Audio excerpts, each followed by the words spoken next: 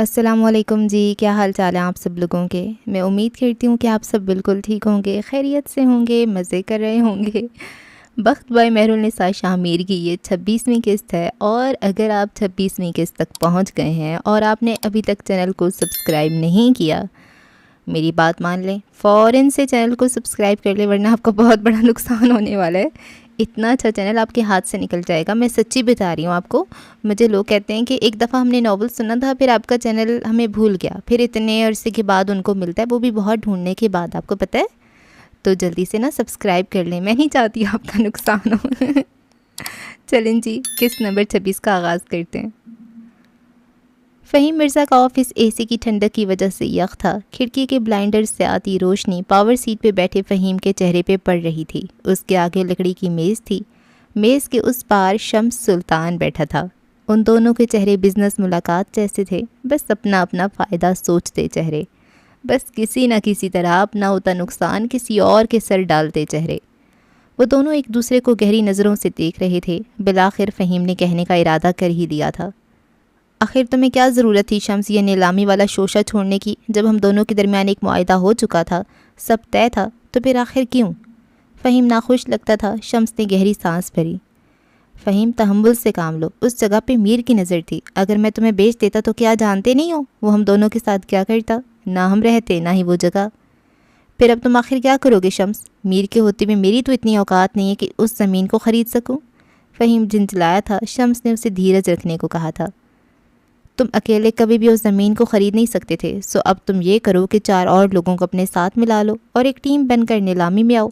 تم ریٹ بڑھاتے جانا، اور میرواز کبھی بھی گھاٹے کا سودا نہیں کرتا۔ جب وہ دیکھ لے گا کہ یہ زمین اس کے لیے موزوں نہیں ہے تو وہ خود ہی ہٹ جائے گا۔ فہیم اب بھی تذبذب کا شکار لگ رہا تھا۔ کچھ تھا جو اب بھی برا لگ رہا تھا، لیکن وہ کچھ کہہ نہیں سکتا تھا۔ میرواز فرید کے آگے اس کی اتنی اوقات نہیں تھی۔ وہ دونوں اب کسی دوسرے معاملے کو ڈسکس کرنے لگے تھے۔ دیوار پہ لگا اے سی اپنی ٹھنڈک میں اضافہ کرتا چلا گیا۔ شام کی کوئی 6 بجے کا وقت تھا جب حال سلطان کی گاڑی اس کے گھر کے باہر آ کر رکی۔ چوکیدار نے دروازہ کھولا، لیکن وہ گاڑی اندر نہیں لے کر جا سکی۔ وجہ اس کے ساتھ آ کر رکنے والی عمر کی گاڑی تھی۔ وہ چنبے سے گاڑی سے اتر آئی، وہ بھی سامنے سے چلا آیا تھا۔ اس کے ہاتھ میں حالے کا پرس تھا۔ وہ اس کے قریب آ کر رکا۔ اپنا پرس بھول گئی تھی آپ، ویٹر نے مجھے دیا تھا، چیک کر لے رقم پوری ہے؟ وہ پرس اس کے آگے کرتا ہوا بولا۔ حالے نے پرس نہیں کھولا۔ وہ جواباً کچھ کہہ رہی تھی، لیکن عمر نے نہیں سنا۔ وہ چوکیدار کو دیکھتا ہوا آگے آیا۔ اس کی نظریں مشکوک تھیں اور زبان جیسے مچل کر کہنا چاہتی تھی، مجھے سب پتہ ہوتا ہے۔ وہ عین اس کے آگے آ کر رکا۔ کرخت چہرے اور بڑی بڑی مونچھوں والا کوئی 40-45 برس کا شبیر احمد۔ نام کیا ہے تمہارا؟ عمر اس وقت ایک تفتیشی افسر کی مانند لگ رہا تھا۔ اس کی آنکھیں ایکس رے کر رہی تھیں، اور ایک مرد کی آنکھیں دوسرے مرد کی آنکھوں کا ایکس رے بخوبی کر لیتی ہیں۔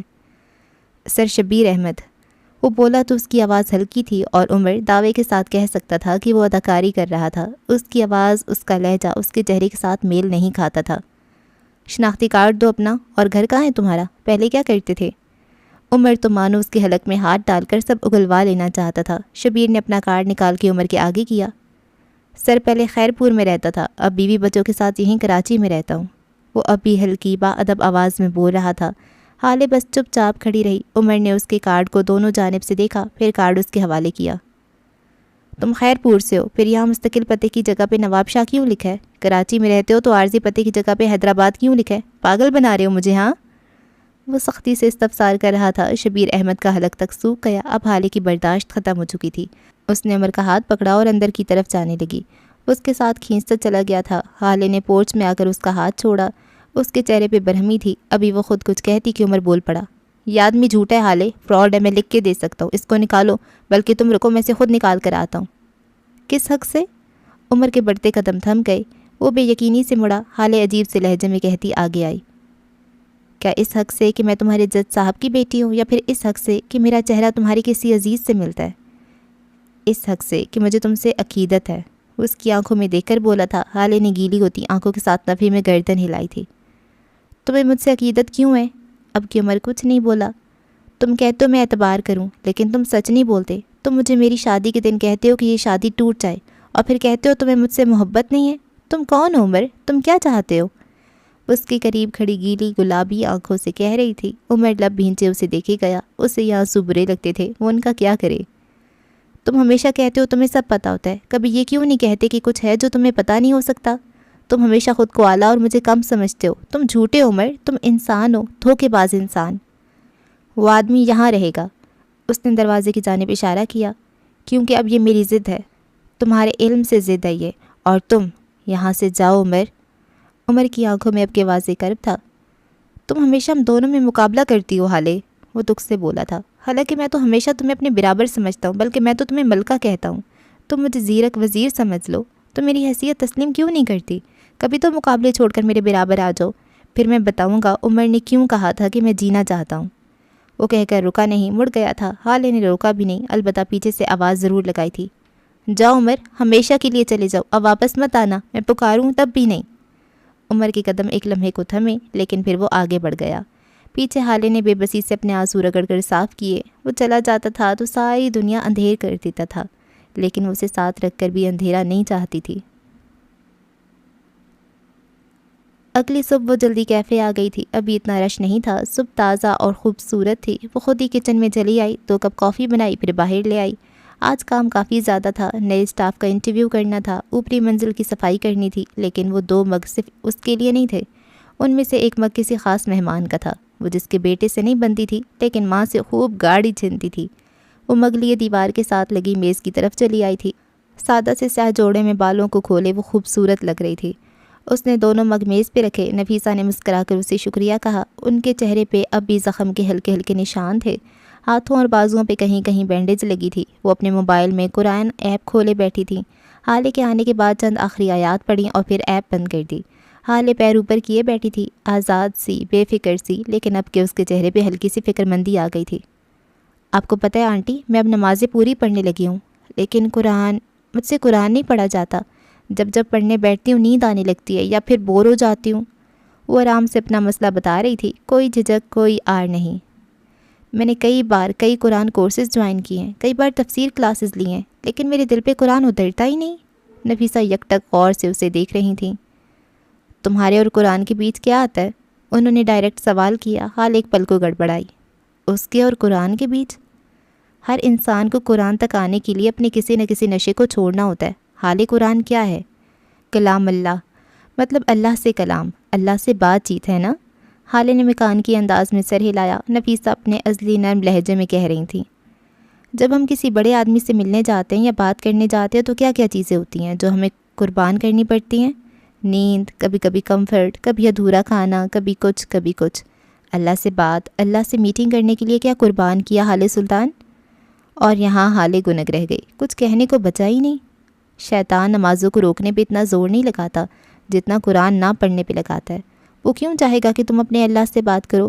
وہ کوئی نہ کوئی موٹا لذت والا گناہ یا پھر تمہارے ساتھ ایسے نشے، ایسی لت کو جوڑ دے گا جسے تم چھوڑ نہ پاؤ۔ خواہشوں اور گناہوں کا اللہ اور تمہارے بیچ آنا بھی، تاکہ تم جب قرآن پڑھو شیطان تمہاری اس لت کو تمہارے لیے ناقابل تسخیر بنا دے، تاکہ تم اسے چھوڑ نہ سکو۔ وہ تمہارے گناہ میں ایسی لذت دے گا کہ جب بھی قرآن پڑھو گے وہی چیز تمہارے ذہن میں آئے۔ تمہارے لیے تمہاری لت کیا ہے حالے؟ آخر میں انہوں نے حالے سے پوچھا، اور 1 سیکنڈ کے اندر ہی حالے کے حلق سے پھنسی سی آواز نکلی تھی، میوزک۔ اور پھر وہ خاموش ہو گئی۔ نفیسہ بھی کچھ نہیں بولی۔ جواب تو تمہارے پاس ہے حالے سلطان، لیکن کیا تم اسے رکاوٹ سمجھتی بھی ہو؟ حالے تذبذب تھی۔ آنٹی، میوزک بجاتے خود ایک برائی کیسے ہے؟ اس طرح میرے کئی دوست ہیں جو میوزک سنتے ہیں، بلکہ میرا ایک دوست ہے وہ سنگر ہے، لیکن وہ بہت اچھا قرآن بھی پڑھتا ہے۔ پھر آپ کیسے کہہ سکتی ہیں کہ میرے اور قرآن کے درمیان میوزک ہے؟ نفیسہ نے نرم نظروں سے اسے دیکھا۔ تمہارے اس دوست نے قرآن کے لیے کچھ اور چھوڑا ہوگا، اس کی لت کوئی اور چیز ہوگی۔ میوزک سے بڑی اور زیادہ پرستش مانگنے والی لت؟ یاد کرو تمہارے دوست نے کیا چھوڑا تھا۔ حالے کے ذہن میں یکدم ایک دھماکہ سا ہوا تھا، ایک بجلی کا کوندہ سا لپکا تھا۔ وہ پورنوگرافی کا ایڈکٹ تھا۔ اس کے لبوں سے پھنسی آواز نکلی۔ پھر ایک دن اس نے توبہ کی تھی اور اگلے دن سے وہ قرآن پڑھنے لگا تھا۔ حالے کسی خواب کسی کیفیت میں کہہ رہی تھی، مطلب اسے واقعی اب اپنا بت توڑنا پڑے گا۔ مطلب واقعی ہر انسان کا خدا تک جانے کے راستے میں ایک بت ضرور ہوتا ہے، نفیسہ ہلکی آواز میں کہہ رہی تھیں۔ دیکھو حالے، ہر بات، ہر جذبے، ہر عادت کی ایک وائب ہوتی ہے۔ میوزک کی وائب کیا ہے؟ جب ہم کوئی دکھی گانا سن لیتے ہیں تو ہمیں لگتا ہے جیسے ساری دنیا کے دکھ ہمارے ہو گئے ہیں، جیسے سارے ظلم، ہر زیادتی ہمارے ساتھ ہوئی ہے، اور یہ چیز ہمیں خود ترسی اور مایوس بنا دیتی ہے۔ تم خود سوچو، کیا خود ترسی اور مایوسی اچھی چیز ہے؟ حالے نے بے ساختہ نفی میں سر ہلایا تھا۔ جب ہم کوئی پارٹی سانگ یا پھر محبت بھرا گانا سنتے ہیں تب ہمارا دل کیا چاہتا ہے؟ ہم چاہتے ہیں ہمارا بھی کوئی محبوب ہو، ہمیں بھی نائٹ کلب اور پارٹی کی اجازت ہو، ہمیں بھی شراب حلال ہو کر ملے تاکہ اسی طرح جھوم کر ساری دنیا کو بھول جائیں۔ کوئی ہو جو ہماری تعریف اسی طرح کرے جیسے گانوں میں ہوتی ہے، محرم غیر محرم کا فرق مٹ جائے اور ملے تو بس محبت۔ کیا یہ کوئی اچھی وائب ہے؟ حالے کا گلا سوکھنے لگا تھا۔ آس پاس لوگ آ کر آرڈر نوٹ کروانے لگے تھے، لیکن اسے جیسے نفیسہ کی آواز کے علاوہ کوئی آواز سنائی ہی نہیں دے رہی تھی۔ میوزک بذات خود ایک برائی ہے، روح کی غذا نہیں ہے، وہ روح کی بے چینی ہے۔ قرآن اگر تھوڑا سا بھی سن لو یا پڑھ لو تو ایسا لگتا ہے جیسے ڈھارس ملی ہو، اور میوزک، اس کی پیاس تو ختم ہی نہیں ہوتی، جتنا سنے جاؤ اتنا کم۔ وہ لوگ خوش قسمت ہوتے ہیں جنہیں اپنے راستے کے پتھر نظر آ جاتے ہیں۔ تمہیں آ گئے ہیں، اب تم پہ ہے کہ تم انہیں ہٹاتی ہو یا پھر آگے بھی پرستش کرتی جاتی ہو۔ وہ نرمی سے بول کر خاموش ہو گئی تھیں۔ حالے اب تک ان کے الفاظ ذہن میں پروسیس کر رہی تھی۔ آس پاس کافی بینز کی خوشبو پھیلتی جا رہی تھی۔ شیشے کا بنا اسٹوڈیو آج اداس سا تھا کیونکہ آج وہاں موجود تمام لوگوں کی ٹریننگ کا آخری دن تھا۔ ہارون شاہد کھڑکی کے آگے اپنے مخصوص ٹول کے آگے بیٹھا تھا۔ اس کے بال آج ماتھے پہ گر رہے تھے، سانولی رنگت دھوپ کی تمازت سے دمک رہی تھی اور ہاتھوں پہ سرخ پینٹ لگا تھا، اور اگر تم نظر اٹھا کر اس کی پینٹنگ دیکھو تو وہ بھی سرخ تھی، نیری سرخ، کوئی ایک دھبا بھی کسی اور رنگ کا نہیں تھا۔ دفتن ہارون کو کوئی اپنے ساتھ سٹول کھینچ کر بیٹھتا محسوس ہوا۔ اس نے مسکراتے ہوئے چہرہ موڑا تھا۔ اس کے سامنے داس بیٹھا تھا، وہ اداس سا تھا لیکن مسکرا رہا تھا۔ دھوپ اب ترچھی ہو کر ان دونوں کی نیم رخ پہ پڑ رہی تھی۔ کچھ کہنا چاہتے ہو آرٹسٹ؟ داس نے اسے تذبذب دیکھ کر پوچھا۔ ہارون نے گردن جھکا دی تھی اور خاموش ہو گیا۔ کافی دیر بعد وہ بولا تو اس کی آواز بے حد ہلکی تھی۔ میرے پاپا چاہتے ہیں میں شادی کر لوں کیونکہ مجھے ہیل ہونے کے لیے ایک لڑکی کی ضرورت ہے، بلکہ ہر انسان کو ہیل ہونے کے لیے کسی نہ کسی دوسرے انسان کی ضرورت ہوتی ہے۔ تم کیا چاہتے ہو؟ انہوں نے نرمی سے پوچھا تھا، ہارون کے دل کو جیسے کسی نے پکڑ کر دبایا ہو۔ جو میں چاہتا ہوں وہ اب کبھی ہو نہیں سکتا، وہ آزردگی سے بولا تھا۔ کیا کسی کو چاہتے تھے؟ سوال ہوا تھا۔ یہی تو بات ہے، اسے اتنا چاہتا ہوں کہ کبھی اس چاہت میں تھا یا پھر تھی نہیں لگا سکتا۔ وہ میرے لیے آج بھی میری خواہش ہے، آج بھی آتی جاتی سانس ہے۔ اسے لگ رہا تھا اس کا دل پھٹ جائے گا۔ اس نے دانتوں پہ دانت جما لیے تھے، کرب سا کرب تھا جو ہر جگہ پھیلتا گیا تھا۔ داس نے گہری سانس لی تھی، پھر ہارون کا چہرہ اوپر کیا۔ محبت کا اعتراف کرتے وقت گردن سیدھی رکھا کرو، یہ بتائے گی کہ تم مخلص ہو اور باوقار بھی۔ وہ کچھ چتا رہے تھے۔ ہارون نے گردن سیدھی کر لی تھی لیکن آنکھیں نہیں اٹھا سکا۔ وہ شادی شدہ آرٹسٹ، وہ مجھ سے بہت دور آ چکی ہے۔ میں ہمیشہ کہتا ہوں کہ میں اس کی خوشی چاہتا ہوں، لیکن سچ یہ ہے کہ میں جب بھی اسے اس کے شوہر کے ساتھ خوش دیکھتا ہوں تو مجھے دکھ ہوتا ہے۔ میں حسد کرنے لگا ہوں اور میں ایسا نہیں کرنا چاہتا۔ وہ رنجیدگی سے کہہ رہا تھا۔ ابھی داس کچھ کہتا کہ ذرا فاصلے پہ اسٹول پہ بیٹھی لڑکی بول اٹھی تھی۔ حسد محسوس کرنا اتنا برا نہیں ہوتا ہارون، جتنا حسد کے زیر اثر آ کر کچھ غلط کر دینا برا ہوتا ہے۔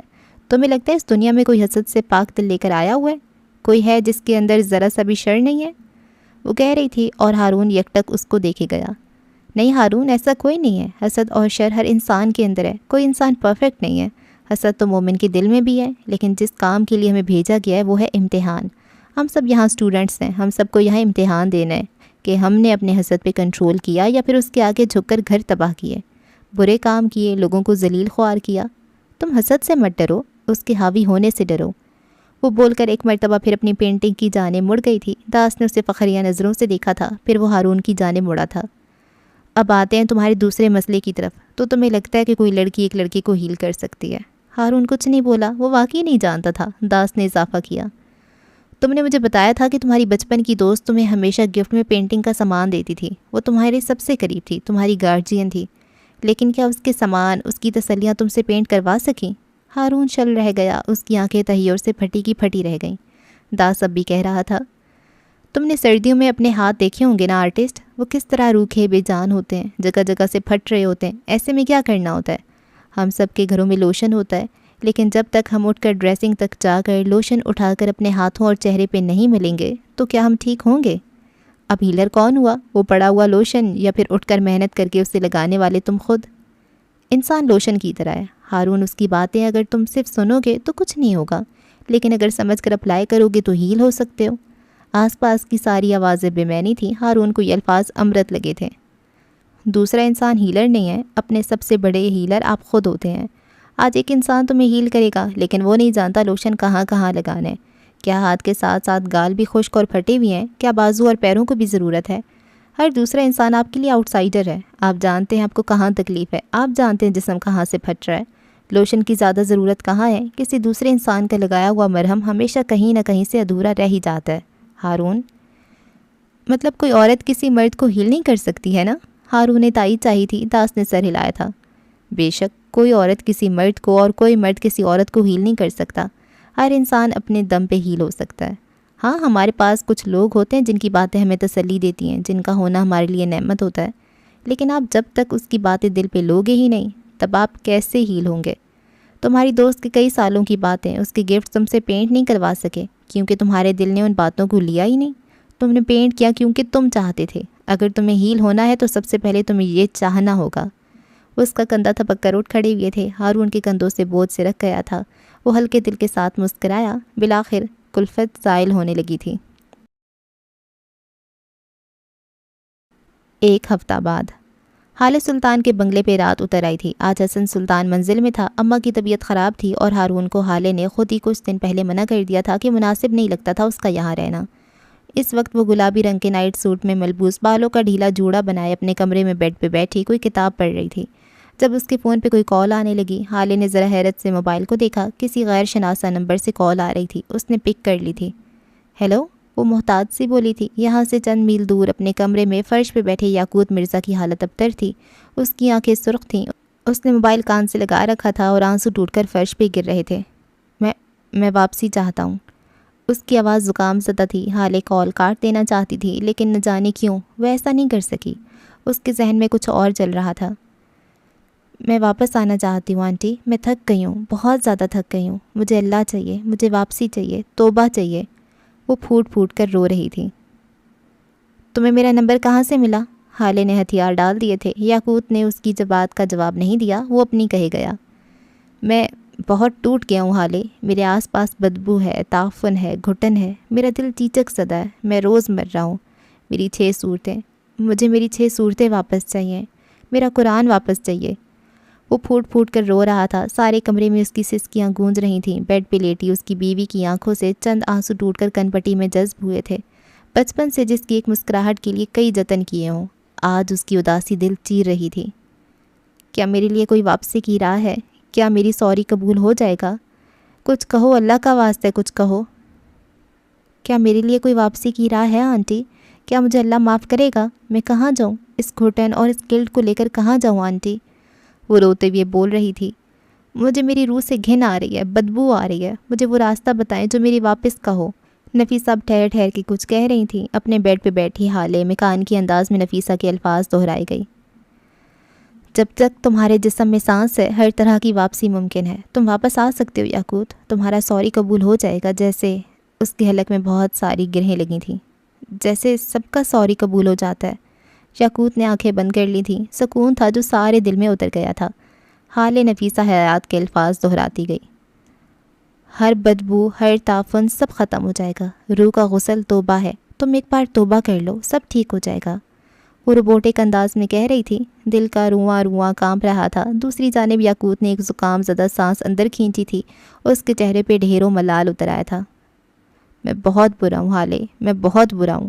اللہ کے سامنے کیسے جاؤں گا میں؟ وہ مجھ سے ناراض ہے۔ میں ایک ریپسٹ ہوں، میں نے زنا کیا، شراب پی ہے، ساری زندگی اللہ کی نافرمانی کی ہے۔ میں اللہ کے پاس کیا لے کر جاؤں؟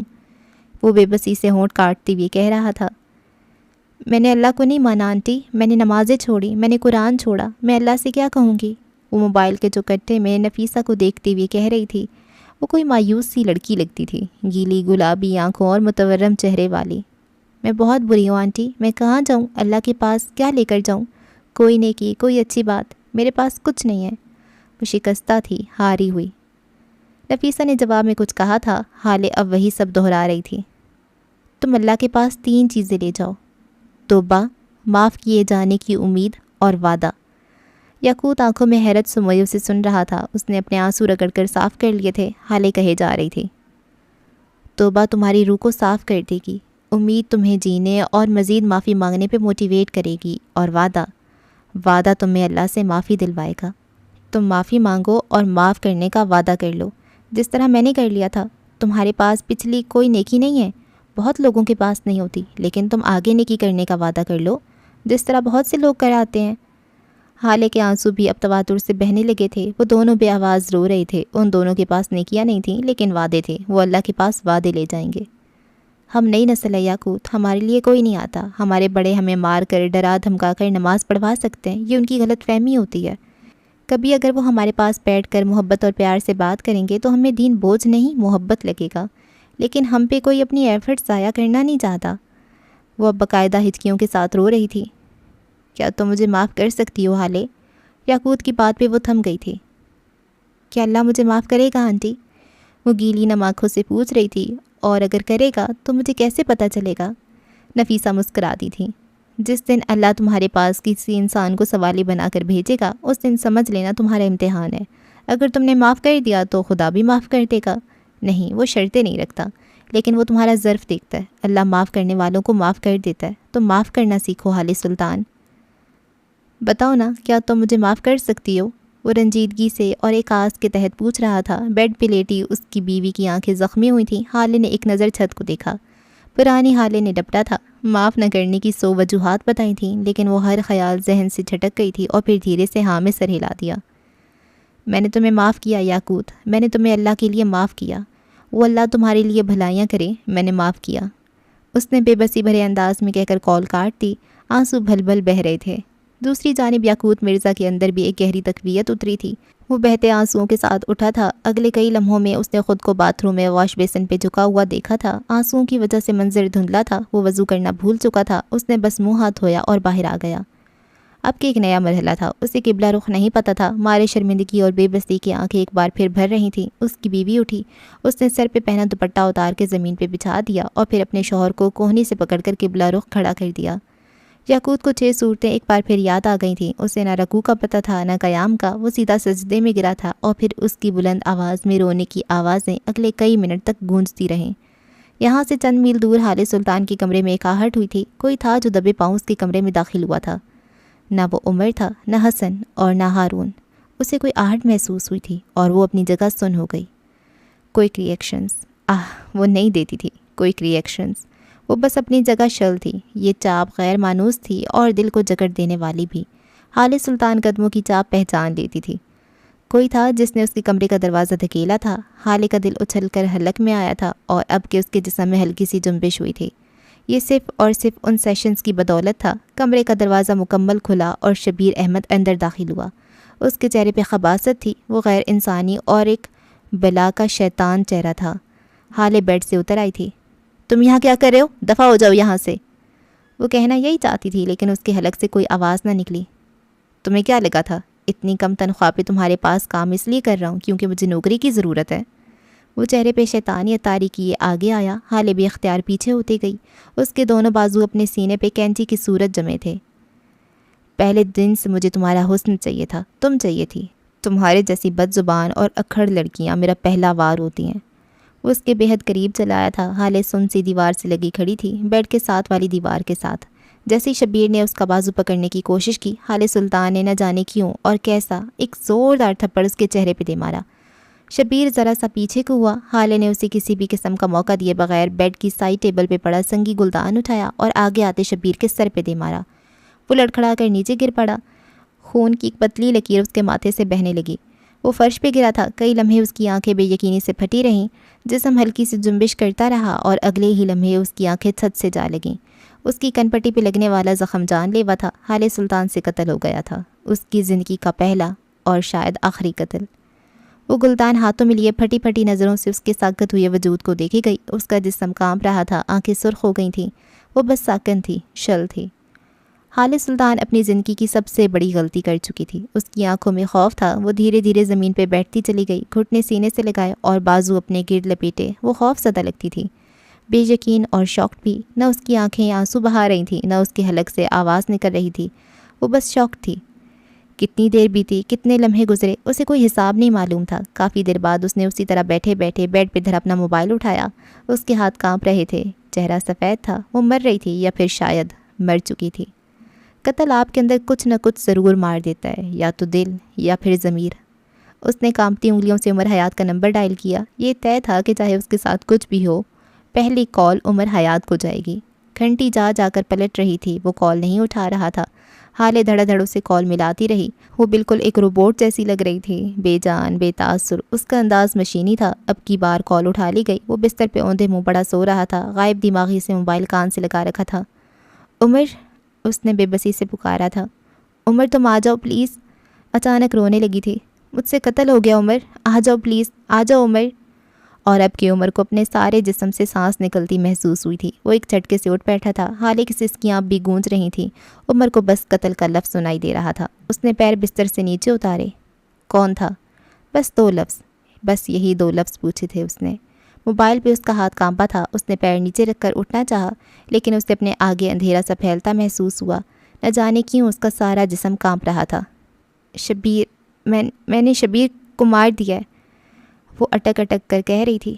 میرے کمرے، عمر، اس نے مجھے ہاتھ لگا، عمر میں نے مار دیا۔ وہ پھوٹ پھوٹ کر روتے ہوئے بے ربط الفاظ ادا کر رہی تھی، اور حالے کو اندازہ نہیں ہوا کہ اس کی بات پہ عمر بھی مر گیا تھا۔ اس کے پیروں میں چپل نہیں تھے، وہ اندھا دھند باہر بھاگا تھا۔ کوئی اس کی بیوی کے کمرے میں گھسا تھا، کسی نے اسے ہاتھ لگانے کی کوشش کی تھی۔ عمر کو آج پتہ چلا تھا کہ موت کیا ہوتی ہے۔ وہ اپنے گھر میں نہیں تھا، وہ کہیں دور آیا ہوا تھا کسی کام سے، اور یہاں سے حالے کا گھر 1.5 گھنٹے کی دوری پہ تھا۔ اس نے موبائل کان سے لگا رکھا تھا۔ ننگے پیر وہ ہوٹل کی راہداریوں میں بھاگتا نظر آ رہا تھا۔ میری بات سنو حالے، تم دوسرے کمرے میں جاؤ اور کمرہ لاک کرو اندر سے۔ وہ اب پارکنگ ایریا کی طرف جا رہا تھا، دل زور زور سے دھڑک رہا تھا۔ اگر وہ آدمی مرا نہ ہوا تو؟ میں کچھ نہیں کروں گی عمر، میں کہیں نہیں جاؤں گی، بس تم آ جاؤ، تم پلیز آ جاؤ، وہ ضدی بچے کی طرح روتے ہوئے کہہ رہی تھی۔ عمر نے اپنے چہرے کو گیلا ہوتا محسوس کیا تھا۔ وہ رو رہا تھا۔ کیا وہ واقعی رو رہا تھا؟ کوئی موت کے بعد کیسے رو سکتا ہے؟ حالے پلیز میرا صبر مت آزماؤ، یہاں سے اٹھو اور کہیں چھپ جاؤ، کوئی شور، کوئی آواز مت کرنا، لائٹ بند کر دو اور دروازے اچھے سے اٹھ کر بند کر دو۔ اس آدمی کے ساتھ کوئی اور بھی ہو سکتا ہے۔ وہ مارے بے بسی کے اس کی منت کر رہا تھا۔ وہ گاڑی میں بیٹھ چکا تھا اور اب بھی موبائل کان سے لگا رکھا تھا۔ چہرہ اب بھی گیلا تھا اور گلا بھاری ہوتا جا رہا تھا۔ یہ موت کے بعد قبر کے عذاب جیسا لمحہ تھا۔ حالے اس کی بات پہ سن رہ گئی تھی۔ اگر اس کے ساتھ واقعی کوئی اور بھی ہوا تو؟ اس نے کال کاٹ دی۔ وہ یہاں سے اٹھی اور مرے مرے قدموں سے باتھ روم کی جانب بڑھ گئی۔ اگلے ہی لمحے زور سے ٹخنی چڑھانے کی آواز آئی اور پھر وہ فرش پہ بیٹھتی چلی گئی۔ موبائل کہیں باہر گر گیا تھا۔ وہ گاڑی کو انتہائی تیز سپیڈ سے چلا رہا تھا۔ وہ ایسا نہیں کرتا تھا، کبھی نہیں کرتا تھا، لیکن آج اس نے موبائل پہ کال کرتے ہوئے دیکھی تھی۔ اگر حالے کا شور یا پھر اس آدمی کی چیخ سن کر کوئی آ گیا ہو تو؟ اگر محلے میں سے کسی نے آوازیں سن لی ہوں تو؟ اس کا دماغ اب کام کر رہا تھا۔ وہ 1.5 گھنٹے کے لیے اپنی بیوی کو اس طرح چھوڑ نہیں سکتا تھا، لیکن وہ کیا کر سکتا تھا؟ اس کی انگلیوں نے اب ہارون شاہد کا نمبر ملانا شروع کیا۔ وہ واحد آدمی تھا جس پہ بھروسہ ہو جایا کرتا تھا، جسے وہ اپنی غیر موجودگی میں اپنی بیوی کے پاس اپنے گھر میں چھوڑ سکتا تھا۔ اس نے کال ملائی، گھنٹی بج رہی تھی، شاید وہ جاگ رہا تھا۔ اس نے فوراً کال اٹینڈ کر لی تھی۔ کیا میں تم پہ بھروسہ کر سکتا ہوں ہارون؟ یہ وہ لفظ تھے جو عمر حیات نے بغیر کسی تمہید کے ادا کیے تھے۔ ہارون نے اپنے بیڈ سے پیر اتارے تھے۔ تم کر سکتے ہو، وہ ایک مان سے بولا تھا۔ دور کہیں اس کا ذہن خطرے کی گھنٹی بجا رہا تھا، لیکن اس نے دل سے دعا کی تھی، بس حالے ٹھیک ہو، چاہے دنیا ادھر کی ادھر ہو جائے، بس حالے ٹھیک رہے۔ میرے گھر جاؤ ہارون، اس سے عمر کی آواز ایک بار پھر سنائی دی۔ میری بیوی سے کچھ غلط ہو گیا، تم اسے کور اپ کرو گے، یاد رکھنا وہ میرا گھر ہے۔ اس نے میرا پہ زور دیا، اور یہ بھی یاد رکھنا کہ میں تم پہ بھروسہ کرتا ہوں۔ اس نے کچھ عطا کر یہ الفاظ ادا کیے تھے۔ اس کا ایک ایک لفظ ہارون سمجھ رہا تھا، وہ بچہ نہیں تھا۔ میں ہارون شاہد ہوں، جو واحد چیز میرے پاس ہے وہ وقار ہے۔ فکر مت کرو، میں تمہارے گھر اور تمہاری بیوی کی حفاظت کروں گا جب تک تم آ جاؤ۔ اس نے کہہ کر کال کاٹ دی اور باہر کی جانب لپکا۔ بس حالے ٹھیک ہو، اس کے دل سے ایک ہی آواز نکل رہی تھی۔ 1 گھنٹہ بعد عمر حیات نے گاڑی گھر کے باہر کھڑی کی اور اندر کی جانب لپکا۔ دروازے پہ کوئی پتھر پڑا تھا یا شیشہ کہ اس کے پیر میں کھپ گیا، لیکن یہاں پرواہ کسے تھی؟ وہ اندھا دھند بھاگتے ہوئے اوپری منزل پہ آیا۔ ہارون شاہد حالے سلطان کے کمرے کے باہر بیٹھا تھا، ٹھنڈے فرش پہ، بے حس، ساکن سا۔ عمر اسے دیکھ کر رک گیا، دل ڈوب کر ابھرا تھا، قدم زنجیر ہوئے تھے۔ ہارون نے آہستگی سے گردن اٹھا کے اس کو دیکھا۔ ہارون کی آنکھیں بے رونق تھیں، مردہ اور سفید سی۔ عمر ٹھہر کے اسے دیکھے گیا۔ پیر کا زخم درد کر رہا تھا، بری طرح جل رہا تھا، لیکن اسے پرواہ نہیں تھی۔ ہارون نے اس کی خوف زدہ آنکھوں میں دیکھا۔ میں نے لاشیں دیکھی ہیں، وہ ایسی ہی ہوتی ہیں، ٹھنڈی، بے جان۔ ہارون بولا تو اس کی آواز میں گہرا رنج تھا۔ میں نے قتل غلطی سے کیا تھا اور آج تک میرا دل کا ایک حصہ مردہ ہے۔ اس نے سیلف ڈیفینس میں کیا ہے، نہ جانے اس کے دل کا کتنا حصہ مرے گا۔ کیا تم قتل کے بعد کے گلٹ کا حل بتا سکتے ہو؟ وہ کسی ناسمجھ بچے کی طرح پوچھ رہا تھا۔ عمر کو لگا تھا جیسے قبر کے عذاب کے طور پہ اس کے جسم پہ سانپ بچھو چھوڑ دیے گئے ہوں۔ وہ گہرا سبز پڑ رہا تھا۔ حالے کہاں ہیں؟ اس نے الفاظ توڑ توڑ کر ادا کیے۔ ہارون نے ہاتھ لمبا کر کے اندر کی جانب اشارہ کیا اور پھر سر کو گھٹنوں پہ گرا دیا۔ وہ جانتا تھا قتل کا گلٹ کیا ہوتا ہے۔ عمر اندر کمرے میں چلا آیا۔ وہاں لاش نہیں تھی۔ ہارون شاید اسے کہیں اور پھینک آیا تھا۔ وہ محتاط قدم اٹھاتا آگے بڑھ رہا تھا۔ دفتن وہ رکا۔ باتھ روم کے دروازے کی چٹخنی کھلنے کی آواز آئی۔ اندر موجود لڑکی نے اس کے قدموں کی چاپ کو پہچانتے ہوئے دروازہ کھول دیا تھا۔ وہ باہر نکل آئی۔ کمرے میں موجود ہلکی سی روشنی میں اس کی روئی روئی آنکھیں۔ عمر نے اس کو دیکھا اور پھر وہ سانس نہیں لے سکا۔ اس کی آنکھیں، وہ ان آنکھوں میں تاریکی نہیں دیکھ سکتا تھا۔ وہ اسے اندھیروں سے نکالنے کی تگ و دو میں تھا اور اب تو اس نے خود کو ایک گہری کھائی میں دھکیل دیا تھا، تاریک، گپ اندھیری۔ کئی لمحات وہ دونوں اپنی اپنی جگہ پہ کھڑے رہے۔ حالے مردہ آنکھوں سے اسے دیکھ رہی تھی اور عمر، اس کی آنکھوں میں بس فکر تھی، گلٹ تھا، شاید غصہ بھی، لیکن بے بسی ان سب پہ بھاری تھی۔ اس نے حالے کی جانب قدم بڑھائے۔ 1 2 3۔ وہ ہر بڑھتے قدم کے ساتھ اپنی دھڑکن کو تیز ہوتا محسوس کر رہا تھا۔ عمر اس کے بالکل قریب آ کر رکا، چند پل یوں ہی کھڑا رہا، پھر اس کے چہرے کو ہاتھوں میں بھرا اور نرمی سے اس کا ماتھا چوما۔ اس لمس میں محبت تھی، فکر تھی، اس کی خیریت کی نوید ملنے کی خوشی تھی۔ حالے اسی طرح شل سی اس کے سامنے کھڑی رہی۔ عمر ذرا سا دور ہوا۔ اب وہ اس سے کچھ پوچھ رہا تھا، کچھ کہہ رہا تھا۔ حالے نہیں سن رہی تھی، ہاتھ اب بھی اس کے چہرے پر تھے۔ وہ 2 قدم آگے آئی اور پھر آہستگی سے اپنے دونوں بازو اس کے گرد پھیلا لیے اور سر کو اس کے سینے پہ رکھ دیا۔ عمر شل رہ گیا۔ اگلے ہی لمحے وہ بلند آواز کے ساتھ رونے لگی۔ عمر نے اپنے پہلو میں گرے ہاتھ اب مضبوطی سے اس کے گرد باندھ لیے تھے۔ وہ اس سے اونچا تھا، حالے کا سر عین اس کے دل کی جگہ پہ تھا۔ اس کی دھڑکن سن پا رہی تھی، وہ بے ترتیب تھی، کچھ خوف زدہ سی، کچھ بے بس سی۔ اسے خود سے لگائے وہ بس کھڑا رہا۔ عمر نے ایک بار پھر اس کے بالوں کو اپنے لبوں سے چھوا تھا اور اس کے گرد حصار کو مزید مضبوط کیا تھا۔ حالے مزید تیزی سے رونے لگی تھی۔ آج تک اسے کبھی اتنا مضبوط سہارا نہیں ملا تھا۔ میں ڈر گئی تھی عمر، میں بہت ڈر گئی تھی، مجھے لگا تم نہیں آؤ گے، وہ بری طرح روتے ہوئے ہچکیاں لیتے ہوئے کہہ رہی تھی۔ اس کی شرٹ کو اب بھی مٹھی میں جکڑ رکھا تھا۔ میں نے تم سے کہا تھا اب مت آنا، مجھے لگا تم واقعی نہیں آؤ گے، میں ڈر گئی تھی عمر، میں بہت ڈر گئی تھی۔ اس کی آواز بلند ہونے لگی تھی، اس کا پورا جسم ہچکولے کھا رہا تھا۔ عمر ہولے ہولے سے اس کے بالوں کو تھپک رہا تھا۔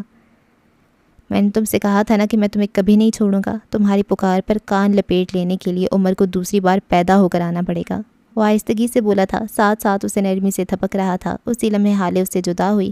اس کی آنکھیں سرخ تھیں، متورم سی۔ تم کیوں آئے ہو عمر؟ وہ زکام زدہ آواز میں بولی تھی۔ کیونکہ مجھے آنا ہی تھا۔ تمہیں کیوں آنا تھا؟ وہ بضد ہوئی۔ چند ساعتیں بیتیں، چند پل خاموشی کے نظر ہوئے۔ عمر آگے آیا، اس کے دونوں ہاتھوں کو اپنے ہاتھوں میں لیا۔ وہ اس کے چہرے کو دیکھ رہا تھا۔ مدھم روشنی میں بھی وہ چہرہ بغیر دقت کے کئی گھنٹوں دیکھا جا سکتا تھا۔ مجھے آنا ہی پڑا کیونکہ تمہاری آواز کو نظر انداز کرنا دنیا کا سب سے مشکل کام ہے۔ مجھے آنا پڑا کیونکہ میں تم سے محبت کرتا ہوں۔ آس پاس ساری دنیا رک گئی تھی۔ حالے نے اپنے دل کو سکڑ کر پھیلتا محسوس کیا۔ وہ اس اعتراف پہ سن ہو گئی تھی۔ میں تم سے محبت کرتا ہوں، اتنی کہ تمہیں میرا قتل بھی معاف ہے، وہ دھیمی نرم آواز میں بول کر اسے خاموش کر گیا۔ حالے ٹک ٹکی باندھے اسے دیکھے گئی۔ مجھے آنا پڑا کیونکہ میں تمہارے ساتھ جینا چاہتا ہوں، اس لیے نہیں کہ تم جج صاحب کی بیٹی ہو، اس لیے بھی نہیں کہ تمہارا چہرہ میرے کسی عزیز سے ملتا ہے۔ وہ رکا، اس نے حالے سلطان کی آنکھوں میں دیکھا۔ اس لیے کیونکہ میں تم سے محبت کرتا ہوں، اس نے ایک ایک لفظ پہ زور دیا تھا۔ مجھے آنا پڑا because you are the woman I love with all my heart. کیا اب بھی کسی سوال کی گنجائش ہے؟ وہ اس کے ہاتھوں کو تھامے اس کی آنکھوں میں دیکھتے اسے مسمرائز کر گیا تھا۔ حالے سانس تک نہ لے سکی، پلک تک نہ جھپک سکی۔ کئی لمحے وہ بس خاموشی سے اسے دیکھتی رہی۔ مجھ سے قتل ہو گیا عمر، وہ بولی تو اس کی آواز میں جیسے پچھتاوے تھے، جیسے وہ بھی ساتھ جینا چاہتی تھی لیکن دیر ہو چکی تھی۔ آنکھیں ایک بار پھر بھیگ رہی تھیں۔ وہ آدمی زندہ ہے۔ عمر نہیں جانتا تھا اس نے یہ جھوٹ کیوں بولا ہے، لیکن ایک چیز تھی جو وہ نہیں کر سکتا تھا، وہ حالے کو تاریکیوں میں نہیں دھکیل سکتا تھا۔ کیا تم سچ کہہ رہے ہو؟ حالے کی آنکھوں میں امید چمکی تھی۔ اس نے عمر کے ہاتھ مضبوطی سے تھام لیے تھے۔ کیا واقعی تم نے خود دیکھا عمر؟ وہ زندہ ہے نا؟ وہ بڑی بے قراری اور بے چینی سے پوچھ رہی تھی۔ عمر نے سر ہلایا، دل پہ بوجھ بڑھ گیا تھا۔ وہ قاتل نہ صحیح، قتل چھپانے والوں میں شمار ہو رہا تھا۔ اسے یہ نہیں بننا تھا، لیکن شاید وہ صحیح کہتا تھا۔ حالے کے معاملے میں وہ بے بس ہے۔ وہ زندہ ہے حالے، میں نے یہاں آتے ہوئے اس کو دیکھا ہے، وہ بس بے ہوش ہوا ہے۔ ہارون نے اس کو دوسرے کمرے میں پھینک دیا ہے، میں سب فکس کر لوں گا، تمہیں مجھ پہ یقین ہے نا؟ اس کی آنکھوں میں دیکھتے ہوئے یقین دہانی چاہتا تھا۔ حالے نے گیلی نم آنکھوں سے گردن اسبات میں ہلا دی تھی۔ اسی لمحے چوکھٹ پہ ہارون نمودار ہوا۔ وہ شاید باہر بیٹھا ساری باتیں سن چکا تھا۔ اس نے عمر کو دیکھا، اس کی آنکھوں میں ملامت تھی۔ عمر نے دھیرے سے اسبات میں گردن ہلا دی جیسے کہہ رہا ہو ہارون کہہ دو وہ زندہ ہے۔ ہارون کے گلے میں کچھ اٹکا تھا، نمکین پانی یا پھر شاید گلٹ۔ اس نے نفی میں سر ہلایا جیسے کہہ رہا ہو نہیں۔ عمر نے اسے رخ پھیر لیا۔ اب وہ حالے سے کچھ کہہ رہا تھا، کچھ تسلی بخش، کچھ اچھا نرم سا۔ ہارون چوکھٹ میں کھڑا رہ گیا۔ پہلے بس قتل کرنے کا گلٹ تھا، آج کے بعد اس کے اعمال ناموں میں قتل چھپانے کا گلٹ بھی شامل ہونے والا تھا۔ وہ ایسا نہیں چاہتا تھا۔ کیا کرے، کہاں جائے؟ کچھ گھنٹے بعد رات کے کوئی 2 بجے کا وقت تھا جب لیل حالے کے گھر پہ آئی تھی۔ اس کی رنگت اڑی ہوئی تھی، چہرہ زرد تھا۔ عمر حیات اسے حالے کے ساتھ چھوڑ کر ہارون کے ساتھ شبیر کی لاش لے کر نکلا تھا۔ حالے نہیں دیکھ سکی وہ شبیر کو کس طرح لے کر گیا تھا، لیکن اسے یقین تھا اگر عمر کہہ رہا ہے وہ زندہ ہے تو پھر زندہ ہوگا۔ سب سے پہلے وہ اسے ہارون کے فارم ہاؤس لے کر گئے تھے۔ وہاں ایک کمرے میں جعلی ہسپتال کے کمرے جیسا سیٹ اپ تیار تھا۔ وہ کمرہ ہارون کے نانا کی بیماری کے وقت تیار کیا گیا تھا جب نوال اپنے بھائی اور ابا کے ساتھ یہاں رہا کرتی تھیں۔ ان کے ابا کسی لاش کی مانند اسی بستر پہ 4 ماہ تک پڑے رہے تھے۔ عمر نے اس لاش کو بھی اس بستر پہ لٹا دیا تھا۔ چند تصاویر اور ویڈیوز کے بعد وہ کمرے سے باہر نکل آیا تھا۔ اب اس کا رخ لان کی جانب تھا۔ ہارون نے دروازے کی چوکھٹ پہ اس کو کوہنی سے پکڑ کر روکا۔ اس کی آنکھیں سرخ تھیں، کچھ التجا کرتی ہوئی۔ قتل گلٹ ہے، اسے حق ہے کہ اس گلٹ کو سہے۔ وہ بس اتنا ہی بولا تھا۔ عمر نے آرام سے اپنا بازو چھڑوایا۔ اسے اپنے اندھیروں سے نکلنے میں بہت وقت لگا ہے، میں دوبارہ اسے گلٹس میں مرتا ہوا نہیں دیکھ سکتا۔ اس کی آواز ہلکی اور مستحکم تھی۔ تم جھوٹ بول رہے ہو، دھوکہ دے رہے ہو۔ میں وہی کر رہا ہوں جو مجھے آتا ہے، میں فیملی پرسن ہوں۔ اگر میرے ایک جھوٹ سے میرا گھر بچ سکتا ہے تو 1000 بار بولوں گا۔ اور اچھا ہوا اسے حالے نے مارا، ورنہ حالے کی قسم میں اپنے ہاتھوں سے اسے مارتا۔ آخر میں وہ ایسے سختی سے بولا کہ اس سے خوف آیا جائے۔ میں تمہارا ساتھ نہیں دوں گا، میں حالے سے جھوٹ نہیں بولوں گا، ہارون نے فیصلہ کن لہجے میں کہا۔ کیا مجھے تمہارے لان میں ایک قبر کی جگہ مل سکتی ہے؟ ہارون نے جیسے اس کی بات سنی نہ ہو۔ ہارون کچھ نہیں بولا۔ عمر کو اس کا جواب چاہیے بھی نہیں تھا۔ وہ فیصلہ کر کے آیا تھا اور اب وہی ہونا تھا جو وہ چاہتا تھا۔ کچھ وقت بعد وہ لان کی مٹی کو کھودتا نظر آ رہا تھا۔ اس کے انداز میں جاریت تھی، وہ جیسے کوئی جنونی سا ہو۔ ہارون بس اسے دیکھے گیا، نہ مدد کی نہ کچھ کہا، بس سینہ گھٹنوں سے لگائے اس کے قریب بیٹھا رہا۔ عمر حیات کا چہرہ بے تاثر تھا۔ وہ اب بھی اسی سلک کے نائٹ سوٹ میں تھا، ڈھیلی ڈھالی شرٹ اور پجامہ۔ وہ کھدائی کرتے ہوئے مکمل ہانپ گیا تھا۔ اس کے سیاہ بال پسینے سے اس کے ماتھے پہ چپک گئے تھے۔ گڑھا تیار تھا۔ اس نے ایک نظر ہارون کو دیکھا۔ نماز جنازہ پڑھو گے یا اس میں بھی تکلیف ہے؟ ہارون نے تکان سے اس کو دیکھا تھا۔ اس کی آنکھوں میں اب بھی التجا تھی، جیسے وہ روک رہا ہو۔ عمر بیلچا پھینک کر اس کے قریب چلا آیا۔ ہارون نیچے گھاس پہ بیٹھا، عمر گھٹنوں پہ ہاتھ رکھے اس کی جانب جھکا۔ وہ آدمی گینگ سے تعلق رکھتا تھا ہارون، ایک ایسا گینگ جو بے سہارا اکیلی عورتوں کے گھروں میں جا کر چند دن نوکری کرتے تھے اور پھر اس کے چند دن بعد وہ اس عورت کے ساتھ زیادتی کر کے اس کا تمام قیمتی مال لوٹ کر چلے جاتے تھے۔ کیا اب بھی تم چاہتے ہو میں ایسے انسان کا قتل اپنی بیوی پہ ثابت کرواؤں؟ تم جانتے ہو پولیس والے اس سے کیسے سوال کریں گے، عدالت میں اس سے کیا کیا پوچھا جائے گا؟ ہارون کی آنکھوں میں یکدم سختی اتر آئی تھی۔ اس کا دل عدالت میں مر جائے گا، اندھیرے ساری زندگی کے لیے چمٹ جائیں گے اور اس کے ساتھ ساتھ مریں گے 3 اور لوگ، تم، میں اور حسن، ہم غیرت کی موت مر جائیں گے۔ تم چاہتے ہو میں حالے کو بتا دوں اس نے کیا کیا؟ ٹھیک ہے، میں بھی اسے بتا دیتا ہوں۔ اس نے سیدھا ہوتے ہوئے موبائل جیب سے نکالا، پھر رکا۔ صرف ایک بار سوچ لو ہارون، کیا 4 لوگوں کی اشتہاری موت سے ایک گمنام موت اچھی نہیں ہے؟ اب کہ ہارون اٹھا تھا، اس نے عمر کے ہاتھ سے موبائل لے کر اس کی جیب میں واپس ڈالا اور اس کے سینے پہ تھپکی دی۔ کون مرا ہے؟ میں تو اس بارے میں کچھ جانتا ہی نہیں۔ ویسی صفاقی سے بولا تھا کہ روح کانپ جائے۔ عمر نے اس کا کندھا تھپتھپایا اور آگے بڑھ گیا۔ کچھ وقت بعد وہ دونوں کھڑے ہو کر اس کا نماز جنازہ ادا کر رہے تھے۔ ان دونوں کے چہروں سے پانی ٹپک رہا تھا۔ سفید چادر میں لپٹی لاش آج اپنے انجام کو پہنچ جانی تھی۔ اگلے گھنٹے میں اس فارم ہاؤس سے نکلنے کے بعد ان کے دل ہلکے تھے، لیکن ایسے بھاری کہ جیسے کوئی پتھر کی موٹی سل رکھتی گئی ہو۔ سیاہ رات اپنی سیاہی سمیٹے آہستہ آہستہ سرک رہی تھی۔ صبح 6:30 بجے وہ رات کا گیا صبح میں واپس آیا تھا۔ ہارون اس کے ساتھ نہیں آیا تھا۔ وہ جانتا تھا اگر وہ حالے کا سامنا کرے گا تو سچ بول دے گا۔ وہ گھر کے اندر آیا تو سیدھا لاؤنج میں چلا آیا تھا۔ وہ رات والے فکر مند عمر سے بے حد مختلف تھا۔ اس کا چہرہ سپاٹ تھا، بے تاثر، یوں جیسے اسے کبھی کسی جذبے نے چھوا ہی نہ ہو۔ لاؤنج کے صوفے پہ حالے بیٹھی تھی، رات والے لباس میں پیر صوفے پہ اوپر کیے، ناخن چباتی ہوئی۔ عمر کو دیکھا تو فوراً اٹھ کر اس تک آئی۔ لیل خاموشی سے باہر نکل گئی۔ وہ کیسے عمر؟ کیا وہ اب ٹھیک ہے؟ اسے زیادہ گہرے زخم تو نہیں آئے نا؟ وہ بچ جائے گا نا؟ وہ بے قراری سے سوال کر رہی تھی۔ عمر اب بھی اسے خالی خالی نظروں سے دیکھ رہا تھا۔ وہ رات والا عمر نہیں تھا۔ وہ آدمی کوما میں ہے، شاید جلد ہوش میں آ جائے اور شاید کبھی ہوش میں نہ آئے۔ میں نے اسے ہسپتال داخل کروا دیا ہے، فکر مت کرو، وہ کھوکھلی آواز میں کہتا آگے آیا تھا اور صوفے پہ ڈھہ سا گیا۔ ایک بازو لمبا کر کے صوفے پہ پھیلا دیا اور دوسرے سے اپنی کنپٹی دبانے لگا تھا۔ وہ اب بھی ننگے پیر تھا۔ حالے نے وہیں کھڑے ہو کر اس کے پیروں کو دیکھا تھا۔ وہ گرد میں اٹے ہوئے تھے، شاید زخمی بھی۔ تم مجھ سے ناراض ہو؟ وہ نہ جانے کس خوف کے تحت پوچھ رہی تھی۔ عمر کی آنکھیں ہنوز بند تھیں، سر ڈھلکا ہوا تھا۔ تم واحد انسان ہو جس سے میں ناراض نہیں ہو سکتا، وہ عام سے لہجے میں بولا تھا۔ اپنا سامان اٹھا لو تو میرے ساتھ جا رہی ہو، اور ہاں اگر ضد کرنی ہے تو ابھی کے ابھی طلاق کے پیپر منگوا لیتے ہیں، کیونکہ اگر تم یہاں رہنا چاہتی ہو تو مجھے نہیں لگتا کہ اب میرے اندر اتنی ہمت ہوگی کہ اپنی بیوی کو یہاں اکیلا چھوڑ کر چلا جاؤں۔ میں چلا جاؤں گا، تم آزاد ہوگی۔ اس کے لہجے میں اب بھی ڈھونڈنے سے بھی کچھ نہیں ملتا تھا۔ حالے کا دل ڈوب کر ابھرا تھا۔ اسے آج اندازہ ہو رہا تھا کہ پچھلے کئی ماہ تک جب وہ عمر سے کہتی تھی مجھے نفرت ہے تم سے، تو اس کے دل سے کیسے خون رستا ہوگا، یا پھر جب وہ طلاق کی بات کرتی ہوگی تو کیسے اس کے دل میں ناسور بنتا ہوگا۔ میں نے تمہارے ساتھ چلنے سے انکار تو نہیں کیا، اس کی آواز میں گلا تھا۔ تم انکار کب کرتی ہو حالے سلطان؟ تم تو ضد کرتی ہو، دل میں بغض پالتی ہو۔ تمہیں تو مقابلے کرنے آتے ہیں، لیکن اب میں تھک گیا ہوں، مجھ سے نہیں ہوتے مقابلے، میں ہارا تم جیتی۔ اس کی آواز تکان زدہ تھی، جیسے اب واقعی اس کی بس ہو گئی ہو۔ حالے چھوٹے چھوٹے قدم لیتی اس کے قریب صوفے پہ آ کر بیٹھی تھی، آہستگی سے پیر اوپر کر لیے۔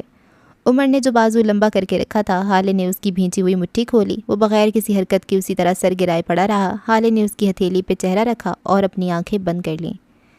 مجھے سونا ہے پلیز، وہ آنکھیں بند کیے منت کے انداز میں بولی تھی۔ عمر کے چہرے پہ زخمی سا تاثر آیا تھا، لیکن وہ ہاتھ کھینچ نہیں سکا۔ وہ بس اسی طرح ساکن نیم دراز پڑا رہا تھا۔ حالے تھوڑی ہی دیر میں بھاری سانسیں لینے لگی تھی۔ وہ سو گئی تھی، اس کی ہتھیلی پہ سر رکھے سو گئی تھی۔ وہ اس کے بے حد قریب تھی، لیکن عمر جانتا تھا کہ آج کے بعد ان دونوں کے درمیان بے حد فاصلے آنے والے تھے۔ وہ اس کے اتنے قریب تھی، لیکن مجال ہے جو عمر نے اس کو ایک بار بھی دیکھا ہو۔ ڈاکٹر نین تارا کے کلینک میں اس وقت سفیر اور مہرما ساتھ تھے۔ کچھ دن سے اس کی طبیعت خراب رہنے لگی تھی، جس کی وجہ سے سفیر اسے چیک اپ کے لیے لے آیا تھا۔ ان دونوں کو یہاں چھوڑ ڈاکٹر نین تارا مہر کی رپورٹس لینے گئی تھیں۔ وہ واپس آئیں تو ان کے چہرے پہ خوشی کے آثار تھے۔ مسٹر سفیر، کمر کس لیں، آپ پہ ذمہ داری پڑنے والی ہے، وہ مسکراتی ہوئے کہہ رہی تھیں۔ سفیر نے چنبے سے ان کو دیکھا تھا، پھر مہرما کو۔ وہ بھی اتنی ہی انجان تھی جتنا کہ سفیر۔ آپ باپ بننے والے ہیں، آپ کی بیوی آپ کی نسل میں اضافہ کرنے والی ہے، ڈاکٹر مسکراتی ہوئے کہہ رہی تھی۔ سفیر کو اب بھی چند لمحات لگے تھے پروسیس کرنے میں، اور پھر جب اسے سمجھ آئی تو فرتے جذبات سے کچھ کہہ ہی نہیں سکا۔ اس نے گردن پھیر کے اپنے ساتھ بیٹھی مہرما کو دیکھا۔ وہ اب تک شاکڈ تھی، یا شاید خوف زدہ۔ آئی کانٹ بلیو اٹ، وہ بس یہی کہہ سکا تھا۔ تھینک یو مہر، تھینک یو سو مچ، میں تمہارا یہ احسان کبھی نہیں بھولوں گا، میں ساری زندگی تمہارا شکر گزار رہوں گا، وہ تشکر سے کہہ رہا تھا۔ وہ خوش تھا، بے پناہ خوش۔ اس کا چہرہ تمتما رہا تھا، اس کی آنکھوں سے اس کی خوشی واضح تھی۔ مہر نے اسے اس طرح دیکھا تو تنے اعصاب ڈھیلے پڑنے لگے۔ وہ اب مسکرائی تھی۔ سفیر نے رخ ڈاکٹر کی جانب پھیر لیا تھا۔ آپ اس خوشخبری کے لیے مجھ سے جو انعام چاہتی ہیں بول دیں، آج کے دن سفیر سلطان ساری دنیا لوٹا سکتا ہے، وہ جذب کے عالم میں کہہ رہا تھا۔ ڈاکٹر مسکراتی ہوئے سے فرمائش کر رہی تھیں۔ سفیر کو جیسے دنیا مل گئی ہو، کون، حالے، کہاں کا عشق، محبت، وہ سب بھول گیا تھا۔ اولاد کی محبت نے ہر شے بھلا دی تھی، ہر زخم ہیل کر دیا تھا۔ اسے لگا تھا یہ اس کی زندگی کی سب سے بڑی خوشی ہے۔ ڈاکٹر اس سے کچھ کہہ رہی تھی، وہ مسکرا رہا تھا۔ پھر اسی طرح مسکراتی ہوئی اس نے اپنی ماں کو کال ملا لی۔ وہ اب ہنس ہنس کے ان سے بات کر رہا تھا۔ مہر مسکراتے ہوئے آسودگی سے اسے دیکھتی رہی تھی۔ اسے کل رات ہی پتہ چل گیا تھا کہ حالے نے اس کے بھیجے آدمی کو مار دیا تھا۔ وہ اب بھی اسے مورد الزام نہیں ٹھہرا رہی تھی۔ گڈ، اس نے اپنے معدے سے ذرا نیچے ہاتھ رکھا، جیسے محسوس کیا کہ وہ کتنی کامل ہے، اور پھر اس کے ذہن میں حالے سلطان کا خیال آیا۔ دل کو ایک کمینی سے خوشی ہوئی تھی۔ حالے سلطان 10 بار پیدا ہو کر بھی اس کی برابری نہیں کر سکتی تھی۔ اس نے میز پہ دھری فائل کی 2 تصاویر لیں اور عمر حیات کے نمبر پہ سینڈ کر دیں۔ ساتھ لکھا تھا، تمہیں ایسی فائل کا انتظار کم از کم 10 سال تک کرنا پڑے گا، مہرما۔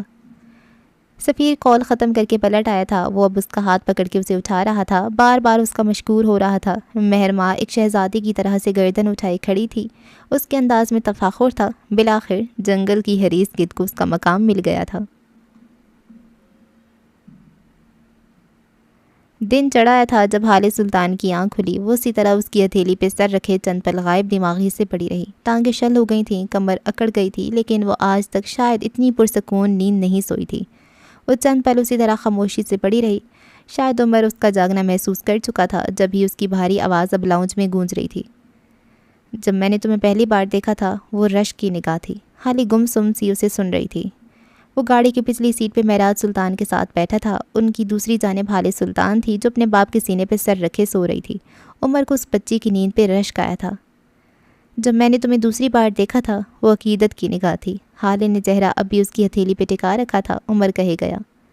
وہ ہسپتال کے بیڈ پہ لیٹا تھا۔ اس کے سامنے ہی بیماری سے زرد پڑتی حالے سلطان لیٹی تھی۔ اس کی آنکھیں بند تھیں۔ عمر ٹک ٹکی باندھے اسے دیکھے گیا۔ وہ اس کی ماں سے ملتی تھی۔ عمر حیات کو اس سے عقیدت محسوس ہوئی تھی۔ جب میں نے تمہیں تیسری بار دیکھا تھا وہ ایک لمحے کو رکا۔ حالے کا دل بھی رک گیا تھا۔ وہ عشق کی نگاہ تھی۔ اس نے آہستگی سے جملہ مکمل کر لیا۔ وہ لائبریری میں بیٹھا تھا اور اس کے سامنے کوئی لڑکی کتاب پہ سر رکھے سو رہی تھی۔ پھر اگلے چند لمحات میں اس نے آنکھیں کھول لی تھیں۔ عمر نے ان آنکھوں کو دیکھا اور پھر وہ سانس نہیں لے سکا۔ یہ عشق کی نگاہ تھی۔ حالے کو لگا تھا وہ سانس نہیں لے سکے گی۔ وہ کتنا خوبصورت بولتا تھا۔ نیم خوابیدہ آنکھوں سے اسے دیکھنا کتنا اچھا لگ رہا تھا۔ اسے سننا راحت تھی۔ مجھے تم سے محبت ہو گئی تھی 4 سال پہلے، جب شاید تم مجھے جانتی بھی نہیں تھی۔ میں تمہارے پیچھے آنے لگا تھا بس تمہیں دیکھنے کے لیے۔ وہ اس کی طرف دیکھے بغیر ہلکی آواز میں کہہ رہا تھا، پڑھائی، مستقبل سب کہیں دور رہ گیا تھا۔ کچھ یاد تھا تو تم، کچھ دکھتا تھا تو بس تم۔ حالے سلطان تو مجھے ڈسٹریکٹ کرنے لگی تھیں۔ حالے نے سر اٹھا لیا تھا۔ وہ آنکھوں میں نرمی لیے اسے دیکھ رہی تھی۔ عمر کہے گیا، پھر ایک دن میں تم سے تھک گیا اور یہ شہر چھوڑ دیا۔ اس کی آواز میں تکان خود بخود شامل ہو گئی۔ میں نے شہر چھوڑا، لوگ بدلے، تمہیں نہیں دیکھا، نہیں سنا۔ مجھے لگا تھا میں تمہیں بھول جاؤں گا، لیکن میں اس معاملے میں بھی بے بس نکلا۔ 4 سال تم سے دور رہنے کے بعد ہم اس دن اس سڑک پہ ملے تھے اور تمہیں دیکھ کر میں نے ایک بار پھر اپنے دل کو رکتا محسوس کیا تھا۔ مجھے لگا میں تمہیں بھول گیا ہوں، لیکن تم وہیں تھیں۔ اس نے گردن موڑ کر حالے کو دیکھا اور پھر اپنے دل کے مقام پہ ہاتھ رکھا۔ تم یہاں تھی حالے، بالکل یہاں، اور اس دن میں سمجھ گیا تھا کہ عمر حیات حالے سلطان کے معاملے میں بے بس ہے۔ اس دن میں نے محبت کے آگے گھٹنے ٹیک دیے تھے۔ اس دن عمر حیات نے خود کو چانس دینے کا وعدہ کیا تھا۔ وہ بول کر چند لمحوں کے لیے خاموش ہو گیا تھا۔ حالے کو آج اس کی خاموشی زہر سے زیادہ بری لگی تھی۔ لیکن میں غلط تھا۔ زندگی پہ عمر حیات کا کوئی حق نہیں، یہ بھول گیا تھا۔ اس کی آواز میں گہرا رنج تھا، جیسے وہ بدقت بول پا رہا ہو۔ حالے نے بے یقینی سے اسے دیکھا۔ دل یکدم جیسے خالی ہو گیا تھا۔ کل رات تمہاری تکلیف، تمہاری اذیت دیکھ کر میں اب خود کو معاف نہیں کر پا رہا۔ تم نے میری ضد میں آ کر ایک گھٹیا شخص کو اپنے قریب رہنے دیا۔ وہ گردن جھکا کر کہہ رہا تھا۔ اس کی آواز میں آج سے پہلے کبھی اتنی تکلیف نہیں تھی۔ حالے کا دل ڈوبنے لگا تھا۔ وہ مزید اسے سننا نہیں چاہتی تھی، لیکن عمر کہے گیا، میں آج تک کبھی اتنا ہرٹ نہیں ہوا حالے، تب بھی نہیں جب میرا دل محبت میں ٹوٹا تھا، تب بھی نہیں جب معراج سلطان قتل ہوئے تھے۔ کل رات سے اب تک میں کئی ہزار بار مر چکا ہوں۔ کل رات سے میرا دل 1000 بار ٹوٹ چکا ہے حالے۔ اس نے گردن اٹھا کے حالے کو دیکھا تھا۔ اس کی آنکھیں نم تھیں، گلابی پڑتی ہوئی۔ حالے کو اپنا دل کٹتا محسوس ہوا تھا۔ تم میرے لیے ضروری ہو حالے، ہر تعلق، ہر چیز سے زیادہ ضروری۔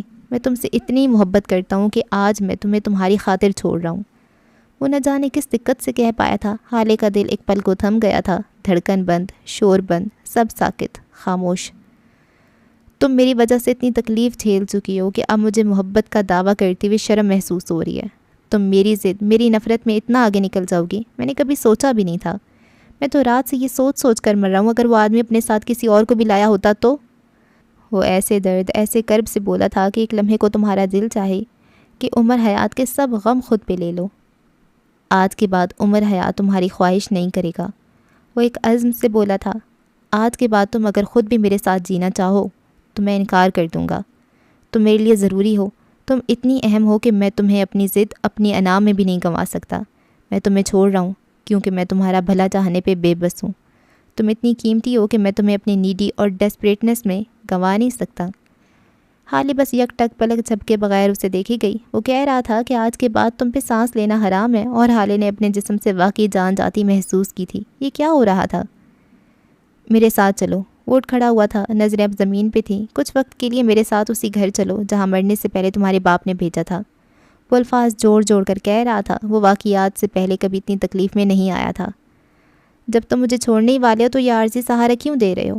حالے زخمی لہجے میں بولی تھی۔ دل چاہتا اس کا گریبان پکڑ کر پوچھے، تم ہوتے کون ہو؟ وصل تو کبھی ہجر کی نوید سنانے والے؟ عمر نے گردن اٹھا کے چند لمحہ اس کو دیکھا تھا، پھر دھیرے سے نفی میں سر ہلا دیا۔ میں واقعی نہیں جانتا میں تمہیں کیوں ساتھ لے کر جا رہا ہوں، لیکن پلیز میں تم سے منت کرتا ہوں میرے ساتھ چلو۔ اگر تم نہیں گئی تو میں یہاں رہ جاؤں گا، لیکن تمہیں اکیلا چھوڑ کر نہیں جا سکتا۔ میں تمہارے معاملے میں بے بس ہوں۔ وہ واقعی بے بسی سے بولا تھا۔ حالے نے چند ثانیوں سے دیکھا، پھر اٹھ کھڑی ہوئی۔ وہ اس کے قریب سے گزر کر باہر نکل گئی تھی۔ اس نے انکار نہیں کیا تھا، مطلب وہ ساتھ جا رہی تھی۔ کیا عمر حیات کو خوش نہیں ہونا چاہیے؟ 2 دن بعد یہ 2 دن بغیر کسی بدمزگی کے گزر گئے تھے۔ عمر صبح میں آفس جاتا اور شام میں شو روم۔ وہ رات گئے واپس آتا تھا۔ حالے صبح میں کیفے جاتی تھی۔ اس کے علاوہ اس نے مینجمنٹ کورس کے لیے بھی داخلہ لیا تھا، جس کی کلاسز 2 دن بعد شروع ہونی تھیں۔ کیفے کی اوپری منزل پہ رینوویشن کا کام شروع ہو چکا تھا۔ وہ سر سے پیر تک کام میں ڈوبی ہوئی تھی، لیکن ان سب میں بس ایک دل کا درد تھا جو نہ مصروفیت دیکھتا تھا، نہ وقت، اور نہ ہی سہنے کی استطاعت۔ وہ بس ہوتا تھا اور پھر ختم نہیں ہوتا تھا۔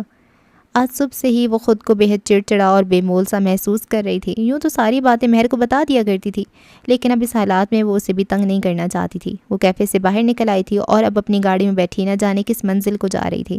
اگلے کئی گھنٹے وہ سڑکوں پہ گاڑی دوڑاتی رہی تھی، لیکن پھر جب اس نے ایک جگہ گاڑی روکی تو اس کا پورا وجود تھکن زدہ تھا، جیسے وہ بے حد تھک کر بے حد زور آزمائی کے بعد ہار کر یہاں آئی تھی۔ عمر حیات کی گاڑی قبرستان کے باہر آ کر رکی تھی۔ وہ سیاہ پولو شرٹ کے ساتھ جینز پہنے ہوئے تھا، ہاتھوں میں پھولوں کا گلدستہ تھا، آنکھیں اداس سی تھیں، چہرہ تھکا تھکا۔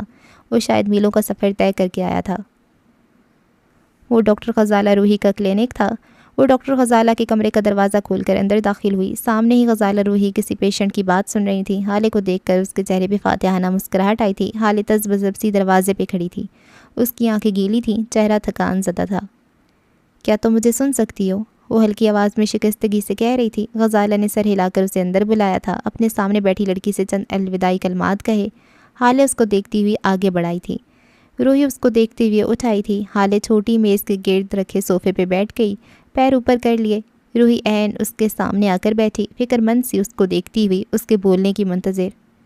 کیا تم علاج کے لیے آئی ہو؟ حالے نے نفی میں سر ہلایا تھا۔ میں تم جیسی غیر پروفیشنل ڈاکٹر سے علاج نہیں کرواؤں گی، وہ گیلی گلابی آنکھوں کے ساتھ گردن کڑا کر بولی تھی۔ میں بس تمہیں سنانا چاہتی ہوں، کیا تم سنو گی؟ روحی نے اس کو جانچتی نظروں سے دیکھا۔ ایلیٹ کلاس کی مغرور لڑکی کو میری ضرورت کیوں ہے؟ کتنے دوست ہوں گے تمہارے؟ اتنے جتنے میری ساری دنیا میں رشتہ دار۔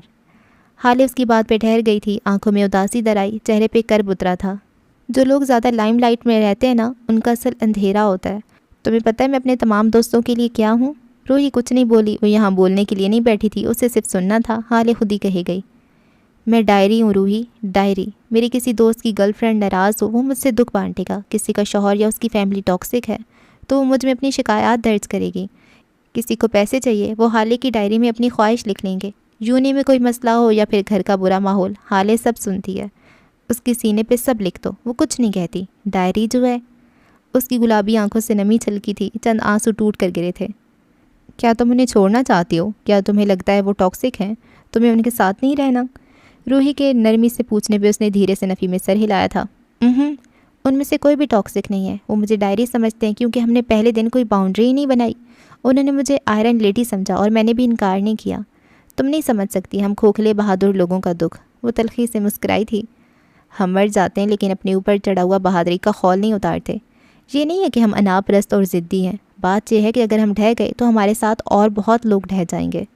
حالے نے آہستگی سے بات مکمل کی تھی۔ وہ معراج سلطان کی قبر کے پاس نیچے مٹی پہ بیٹھا تھا، آنکھیں کسی غیر مرئی نقطے پہ جمائے، وہ اداس لگتا تھا۔ میں آپ کو بہت مس کرتا ہوں جج صاحب، وہ یاسیت سے کہہ رہا تھا۔ میرے دوست، میرے بھائی، میری فیملی سب آپ تھے، آپ کے بغیر سب ادھورا ہے جج صاحب۔ میرا دل بہت بھاری ہے، میں عمر حیات ہوں، مجھے سب پتہ ہوتا ہے، لیکن آج پہلی بار لگتا ہے مجھے اتنا سب کیوں پتہ ہے۔ وہ رک گیا تھا، چند پل خاموشی کی نظر ہوئے۔ میں بہت اکیلا ہو گیا ہوں یار، وہ بے بسی سے بولا۔ کاش میں نے کچھ ایسے دوست بنا لیے ہوتے جن سے میں کچھ کہہ پاتا، کاش میں نے آپ کے علاوہ بھی کوئی دوست بنایا ہوتا۔ اس کا ایسا اداس، ایسا مایوس لہجہ، یہ دل چیر دیتا تھا۔ چند پل دونوں کے درمیان خاموشی رہی تھی۔ حالے نے ایک بار پھر کہنا شروع کیا تھا، میری زندگی میں بہت مسئلے ہیں ڈاکٹر، لیکن وہ بہت کم لگتے ہیں جب ایک انسان میرے ساتھ ہوتا ہے۔ روحی نہیں چونکی، وہ سنے گئی۔ حالے گیلی آواز میں بدقت کہہ رہی تھی، وہ دھوپ چھاؤں جیسا ہے، کبھی میرے لیے جان دینے کو تیار ہو جاتا ہے اور کبھی۔ وہ رکی، حلق میں بہت سی گرہیں اٹکیں۔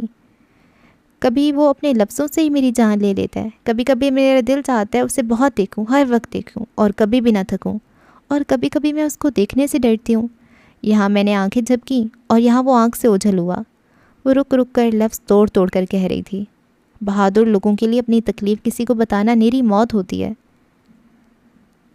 میں بہت تھک گیا ہوں جج صاحب، سوچتا ہوں آپ ہوتے تو بتاتے کیا کرنا ہے۔ وہ مٹی کو اپنی انگلی سے کھود رہا تھا، سناٹا ہر سو پھیلا ہوا تھا۔ میں اتنے دن آپ کے پاس نہیں آ سکا، میں شرمندہ تھا، میں حالے کی حفاظت نہیں کر سکا جج صاحب، میں آپ کی امیدوں پہ پورا نہیں اتر سکا، مجھے معاف کر دیجیے گا۔ وہ اتنا پشیمان تھا کہ حد نہیں۔ اسی لمحے اس کے موبائل پہ کسی کی کال آنے لگی۔ وہ گہری سانس بھرتے ہوئے اٹھ کھڑا ہوا، ایک نظر قبر کو دیکھا۔ آنکھیں، دل، روح بری طرح زخمی ہوئے تھے۔ میں اسے کہہ آیا ہوں کہ میں اس کے ساتھ جینا نہیں چاہتا، اور اب مجھے لگتا ہے کہ میں جی نہیں پاؤں گا، وہ آزردگی سے کہہ رہا تھا۔ اب بس یہاں مزید نہیں رک سکتا۔ لمبے لمبے ڈگ پھرتا وہ باہر کی جانب بڑھ گیا۔ دل کا کرب تھا کہ ساتھ چلا جاتا تھا۔ کیا تم اسے کھونے سے ڈرتی ہو؟ روحی بغور اسے دیکھ رہی تھی۔ بلکہ تم نہیں ڈرتی، اب کی حالت چونکی تھی۔ تم اس بات سے ڈرتی ہو کہ ایک دن تمہارے اور اس کے درمیان وہ تعلق نہیں رہے گا جس کی تمہیں خواہش ہے، وہ انڈرسٹینڈنگ، وہ محبت کہیں کھو جائے گی جو اب ہے۔ کیا میں ٹھیک کہہ رہی ہوں؟ حالے نے مکان کی انداز میں اس بات میں سر ہلایا۔ تم اس کے ساتھ زندگی شروع کرنے سے نہیں ڈری، تمہیں اس کے ساتھ ٹریجک اینڈنگ سے خوف آتا ہے۔ تم فیری ٹیلز پہ یقین رکھنے والی لڑکی ہو اور تمہیں بری اداس اینڈنگز رلا دیتی ہیں۔ حالے پلک تک نہ جھپک سکی، اس کی سانس جیسے رک گئی ہو۔ کیا سارے سائیکالوجسٹ ایسے ہوتے ہیں؟ روحی کہتے گئی۔ مجھے لگتا ہے بات کچھ اور ہے حالے، اس سے بھی زیادہ بڑی یا اس سے زیادہ چھوٹی، لیکن کوئی کڑی ہے جو مل نہیں پا رہی۔ روحی ذرا سی الجھ گئی، پھر یکدم اس کے ذہن میں بجلی کا کوندا سا لپکا۔ وہ چہرے پہ جوش لیے آگے کو ہوئی۔ دو وجوہات ہوتی ہیں جب انسان کوئی فیصلہ نہیں کر پاتا، وہ خواب کسی کیفیت میں کہہ رہی تھی۔ پہلا گٹ فیلنگز جو اسے روک رہی ہوتی ہے، یا پھر الہام، وجدان کی کیفیت۔ دوسرا، اس نے حالے سلطان کی آنکھوں میں آنکھیں گاڑ دیں۔ دوسری وجہ اپروول ہے۔ حالے سلطان تمہیں اپروول چاہیے ہے نا؟ وہ آنکھوں میں چمک لیے کہہ رہی تھی۔ بالآخر ڈاکٹر کا ضدی مریض منڈے چڑھ آیا تھا۔ حالے سلطان نے گیلے چہرے کے ساتھ سر اس بات میں ہلا دیا تھا۔ ہاں، اسے چاہیے تھا اپروول۔ ان دونوں کو وہیں کلینک میں چھوڑ کے اب ہم ایک ایلیٹ کلاس کی کٹی پارٹی میں آئیں گے۔ میک اپ سے لدی عورتیں پلیٹ ہاتھ میں لیے تو کوئی گلاس ہاتھ میں لیے کھاتی پیتی نظر آ رہی تھیں۔ یہ پارٹی ایک فارم ہاؤس کے لان میں دی گئی تھی۔ چھن کر آتی دھوپ خواتین کے چہروں پہ پڑ رہی تھی۔ کوئی خوشکبیوں میں مصروف تھی تو کوئی کسی فیشن شو یا پھر کسی کی طلاق کو موضوع گفتگو بنائے بیٹھی تھی۔ اسی پارٹی میں ایک جانب سوئمنگ پول کے سامنے رکھے صوفے پہ فروا بیٹھی تھی۔ نارنجی پیروں میں آتا ڈھیلا ڈھالا لباس جس کا گلا گہرا اور بازو ندارت تھے، میک اپ کی تہیں اور بالوں کو ڈھیلے جوڑے میں لپیٹے وہ خوبصورت لگ رہی تھی۔ اسی لمحے اسے کوئی اپنی جانب آتا دکھائی دیا۔ اس نے بازو میزبان خاتون کے بازو میں ڈال رکھا تھا اور کھل کر مسکرا رہا تھا۔ وہ سیاہ پولو شرٹ اور سیاہ پینٹ میں ملبوس تھا۔ میزبان خاتون مسکراتے ہوئے اسے اپنے ساتھ لائیں اور فروا کے عین سامنے آ کر بولی، ہنی تمہارا داماد تم سے ملنا چاہتا تھا۔ ویسے تو یہ گرلز پارٹی ہے، لیکن اگر اتنا مرد ہینسم ہو تو ذرا سی چیٹنگ سے کچھ نہیں ہوتا۔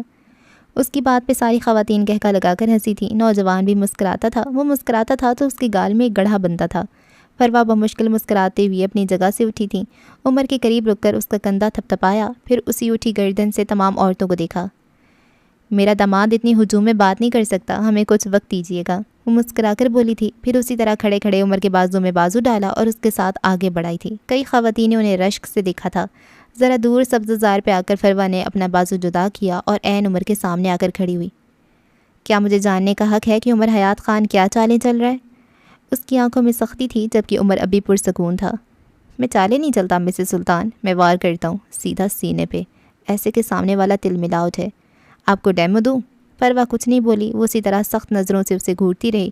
عمر نے اپنے پاکٹ سے اپنا موبائل نکالا، چند بٹن دبائے اور پھر موبائل فروا کے آگے کر دیا۔ وہ نہیں چپتی نظروں سے موبائل کو دیکھے گئی۔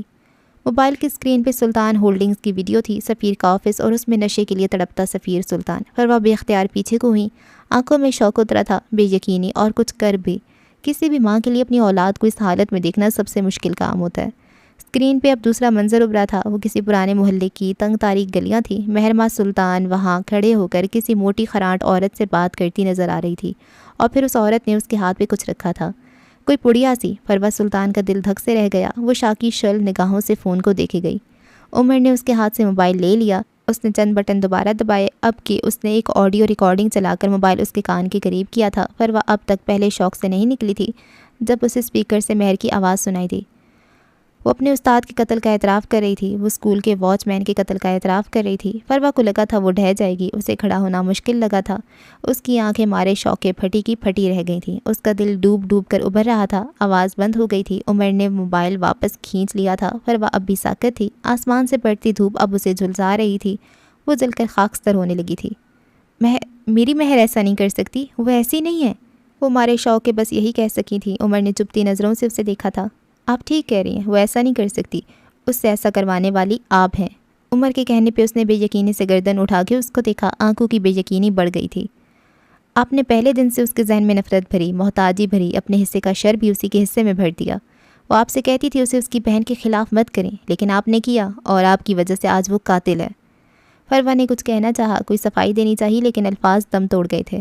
بس ایک بار، صرف ایک بار یہ سوچیں، آپ کیا جواب دیں گی اپنے بھائی کو قیامت کے دن؟ جب وہ آپ سے پوچھیں گے آپ نے کیا تربیت کی میری بیٹی کی، تب کیا کہیں گے کہ آپ نے اسے قاتل بنا دیا؟ فروا کی آنکھوں سے آنسو بہنے لگے تھے، اس کا جوڑ جوڑ جیسے دکھ رہا ہو۔ عمر اس پہ لفظوں کے ہتھوڑے برساتا رہا تھا۔ آپ نے ایک معصوم لڑکی کی زندگی تباہ کر دی مسز شمس، آپ نے اسے اغوا کروایا، اسے ذلیل کروایا، وہ اندھیروں میں چلی گئی ہے۔ اب کی عمر کی آواز میں کرب تھا۔ وہ بہت معصوم تھی، بے حد معصوم، آپ نے اسے کیا بنا دیا ہے؟ وہ اپنے لیے کوئی فیصلہ نہیں لے پا رہی، اس کے گلٹس اس کا پیچھا نہیں چھوڑ رہے، اور یہ سب آپ کی وجہ سے ہوا ہے۔ اگر آپ اس روز مہرماں کی تربیت کر لیتی تو یہ نہ ہوتا، آپ ذمہ دار ہیں۔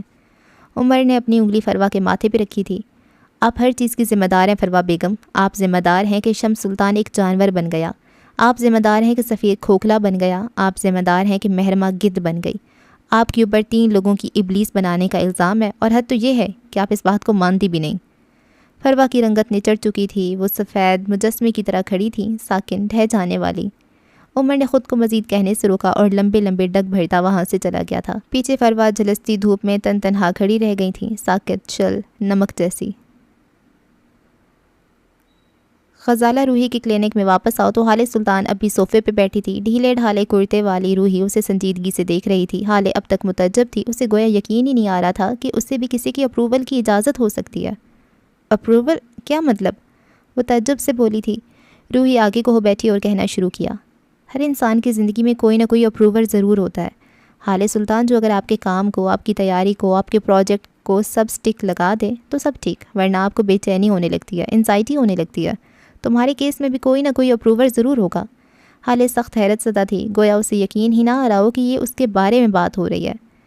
مجھے نہیں لگتا میری زندگی میں کوئی ایسا انسان ہوگا، میں حالِ سلطان ہوں، مجھے کسی کی اپروول کی ضرورت کیسے ہو سکتی ہے؟ غزالہ روحی نے چند پل نرم نظروں سے اسے دیکھا، پھر گویا ہوئی، حالے دیکھو، اپروورز کا ہماری زندگی میں آنے کا کوئی خاص دن، خاص موقع نہیں ہوتا، وہ بس ایسے ہی، بس بغیر کسی وجہ موقع کی ہماری زندگی میں آ جاتے ہیں۔ کبھی کبھی بچپن کے چند واقعات کے باعث، جیسے کہ ہم کوئی کام کرتے ہیں اور ہمارے والدین کو دکھاتے ہیں کہ آیا وہ ہمیں بتائیں کہ ہم نے کیا کیا، کیسا کیا۔ غزالہ روحی بول رہی تھی اور حالے سن رہی تھی۔ ہمارے والدین کبھی کبھی خود ہمارا کام اپروو کر دیتے ہیں، اور کبھی کبھی وہ ہمیں ہمارے بہن بھائی یا کزن کے پاس بھیج دیتے ہیں۔ ہم بچے ہوتے ہیں، ہمیں یہ لگتا ہے کہ جس انسان کے پاس ہمارے ٹیچر یا والدین نے ہمیں بھیجا ہے وہ ہم سے زیادہ چالاک ہوگا، ہم سے زیادہ سمجھدار ہوگا، اور یہاں سے شروع ہوتا ہے ایک بچے کی غلامی کا دور۔ حالے کے دل میں جیسے بہت کچھ چبھا تھا، اسے کئی بار اس طرح مہر کی طرف بھیجا جاتا تھا، لیکن وہ یاد نہیں کر پائی اس کی شروعات کہاں سے ہوئی تھی۔ بچہ غلام بن جاتا ہے حالے، پھر آگے بڑھ کر چاہے وہ اچھے گریڈز لائے، چاہے دنیا کا فاتح بن جائے، لیکن جب تک اس کا پروور اس کے کام پہ سب سٹک نہیں لگائے گا، وہ اسی طرح بے چین رہے گا جیسے بھی تم ہو۔ حالے بالکل چپ تھی، خاموش، گمسم۔ روحی کی آواز گونج رہی تھی، کئی بار ہمارے اپروورز اچھے یا برے نہیں ہوتے، مخلص یا غیر مخلص نہیں ہوتے، وہ بس انسان ہوتے ہیں۔ غلط فیصلے اور غلط اپروول دے دینا ان کی غلطی نہیں ہوتا، لیکن اگر شروع سے ہمارے والدین یا ٹیچرز ہمیں ہمارے فیصلے خود لینے دیں تو یہ نوبت نہیں آتی۔ کہ ہم کبھی اپنے اپروورز کی قید سے آزاد ہو سکتے ہیں؟ حالے نے پوچھا، یا پھر یہ کہ اگر ہم آزاد ہو کر بھی فیصلہ نہ لے پا رہے ہوں تو؟ روحی سنجیدگی سے آگے کو ہوئی، غور سے حالے کی آنکھوں میں دیکھا اور ایک بار پھر کہنے لگی، انسان ہمیشہ گرو کرتا رہتا ہے، اگر اسے اندازہ ہو جائے وہ قید ہے تو وہ ضرور آزاد ہو سکتا ہے، اگر چاہے تو۔ دوسری بات، انسان کئی بار اپنے اپروورز کی قید سے آزاد ہو جاتا ہے، ہمارے اپروورز ہماری زندگی سے چلے جاتے ہیں، لیکن وہ ہمارے اندر انسیکیورٹیز اور ٹراماز چھوڑ جاتے ہیں جو ہمیں ساری زندگی برا محسوس کرواتے ہیں، چاہے ہم کسی اونچے مقام پہ پہنچ جائیں یا پھر بہت کامیاب ہو جائیں۔ بس ایک لمحہ، صرف ایک ایسا لمحہ جس میں ہم اداس ہوں یا ڈپریسڈ ہوں یا پھر کوئی نیا فیصلہ لے رہے ہوں، ہماری انسیکیورٹیز اور ٹراماز جاگ جاتے ہیں، کسی انسان کے اپروول کا مارا دوسرا انسان ایک قیدی کی طرح ہوتا ہے، اور قید انسان میں بہت کچھ بدل دیتی ہے۔ حالے کے دل کو دھکا سا لگا تھا، اس کی آنکھیں ایک بار پھر بھر آئیں۔ کیا اب میں ساری زندگی اسی طرح گزار دوں گی؟ کیا قید کے بعد نارمل ہونے کا کوئی آپشن نہیں ہے؟ وہ گیلی آنکھوں کے ساتھ بولی تھی۔ روحی مسکرائیں۔ ابھی وہ مسئلہ پیدا نہیں ہوا جس کا حل انسانوں نے نہ ڈھونڈا ہو۔ اپروول کی قید سے نکلنے کا ایک ہی حل ہے، اپنا ریموٹ کنٹرول اپنے ہاتھ میں لے لو، اپنے لیے فیصلے لینا شروع کرو۔ شروع میں غلط بھی ہوں گے یا شاید صحیح بھی ہوں، لیکن صرف ایک چیز ہے کہ آپ نے ہمت نہیں ہارنی۔ بہتر انسان بننے کی اسٹرگل ساری زندگی چلتی رہے گی، تم نے بس مضبوط رہنے کی کوشش کرنی ہے۔ وہ نرمی سے بول کر اٹھ گئی۔ اب اس کا رخ کافی میکر کی جانب تھا۔ روحی کے آفس میں اب بس کافی کے کپ میں گرتی دھار کی آواز آتی تھی۔ کمرے میں کافی کی خوشبو پھیل گئی۔ میں اپنا فیصلہ کیسے لوں؟ حالی کی بجھی ہوئی آواز بھی دھار کی آواز کے ساتھ شامل ہو گئی تھی۔ مجھے کیسے پتہ چلے گا کہ میرا فیصلہ، میرا انتخاب درست ہے؟ وہ صوفے کی پشت پہ سر ٹکائے ہوئے تھی، آوازیں کہیں دور سے آتی تھیں۔ روحی اب ہاتھ میں مگ لیے واپس آ رہی تھی، ساتھ ساتھ کہہ بھی رہی تھی، کئی بار دل کا مطمئن ہو جانا ہی فیصلوں کے صحیح ہونے کی ضمانت ہوتا ہے۔ تمہارا دل کیا کہتا ہے؟ میرا دل کہتا ہے he is the best man in the entire world. وہ بند آنکھوں سے بڑبڑائی تھی۔ روحی مسکراتے ہوئے اسے دیکھتی رہی۔ وہ بہت اچھا ہے روحی، وہ جب مجھے عقیدت سے دیکھتا ہے نا تو میرا دل چاہتا ہے وہ ساری عمر مجھے ایسے ہی دیکھے۔ حال خواب کسی کیفیت میں کہہ رہی تھی، میں ایک فوڈی لڑکی ہوں، میرے کھانے کو ہاتھ لگانا جیسے موت کو ہاتھ لگانا، لیکن جب وہ میری کافی میرے ہاتھ سے لے لیتا ہے تو برا نہیں لگتا۔ کیوں نہیں لگتا؟ وہ گلابی آنکھوں سے روحی کو دیکھتے ہوئے پوچھ رہی تھی، آنسو تواتر سے بہہ رہے تھے۔ میں جب بولتی ہوں تو سب سنتے ہیں، لیکن جب وہ بولتا ہے تو میرا دل سنتا ہے۔ اس کی آواز اس کرۂ ارض کا سب سے خوبصورت ساؤنڈ ہے۔ اس نے جیسے اعتراف کیا تھا۔ آفس میں موجود ہر شے اپنی جگہ دم ساتھ گئی تھی۔ غزالہ روحی مسمرائز ہو کر اس کو سن رہی تھیں۔ وہ ساتھ ہوتا ہے تو لگتا ہے مسئلے حل ہو جائیں گے، وہ دور جاتا ہے تو دل رک جاتا ہے۔ عمر کہتا ہے وہ میرے معاملے میں بے بس ہے، لیکن وہ مجھے اس کے معاملے میں کیوں بے بس کر رہا ہے؟ اس نے روتے ہوئے گردن جھکا لی تھی، بھورے بال چہرے کے اطراف میں گرنے لگے تھے۔ کافی دیر تک وہ اسی طرح روتی رہی اور روحی اس کی پیٹھ کو تھپکتی رہی۔ کافی دیر بعد جب وہ سیدھی ہو بیٹھی، گیلی آنکھیں رگڑ کر صاف کیں اور سادگی سے روحی کو دیکھا، جو آنکھوں میں فکر مندی لیے اسے ہی دیکھ رہی تھیں۔ اسے دیکھ کر ہیپی اینڈنگز اور ٹریجک اینڈنگز کا خیال دل سے نکل جاتا ہے۔ اسے دیکھ کر بس ٹوگیدر اینڈنگ کا خیال آتا ہے۔ وہ مجھے کہتا ہے کہ وہ میرے ساتھ جینا نہیں چاہتا، لیکن میں کیا کروں اگر میں اس کے بغیر جی نہ سکوں؟ روحی نے گہری سانس لی اور اس کا ہاتھ تھپکا۔ اگر تمہارے دل کو اس کے ہونے سے اطمینان ہے تو فیصلہ لو، جو تمہارا دل کہے وہ کرو، نفع نقصان چھوڑ دو، آزادی قید سب کو دور ہٹا کر ایک بار دل سے پوچھو، فیصلہ کرنے میں آسانی ہوگی۔ وہ نرمی سے سمجھا رہی تھیں۔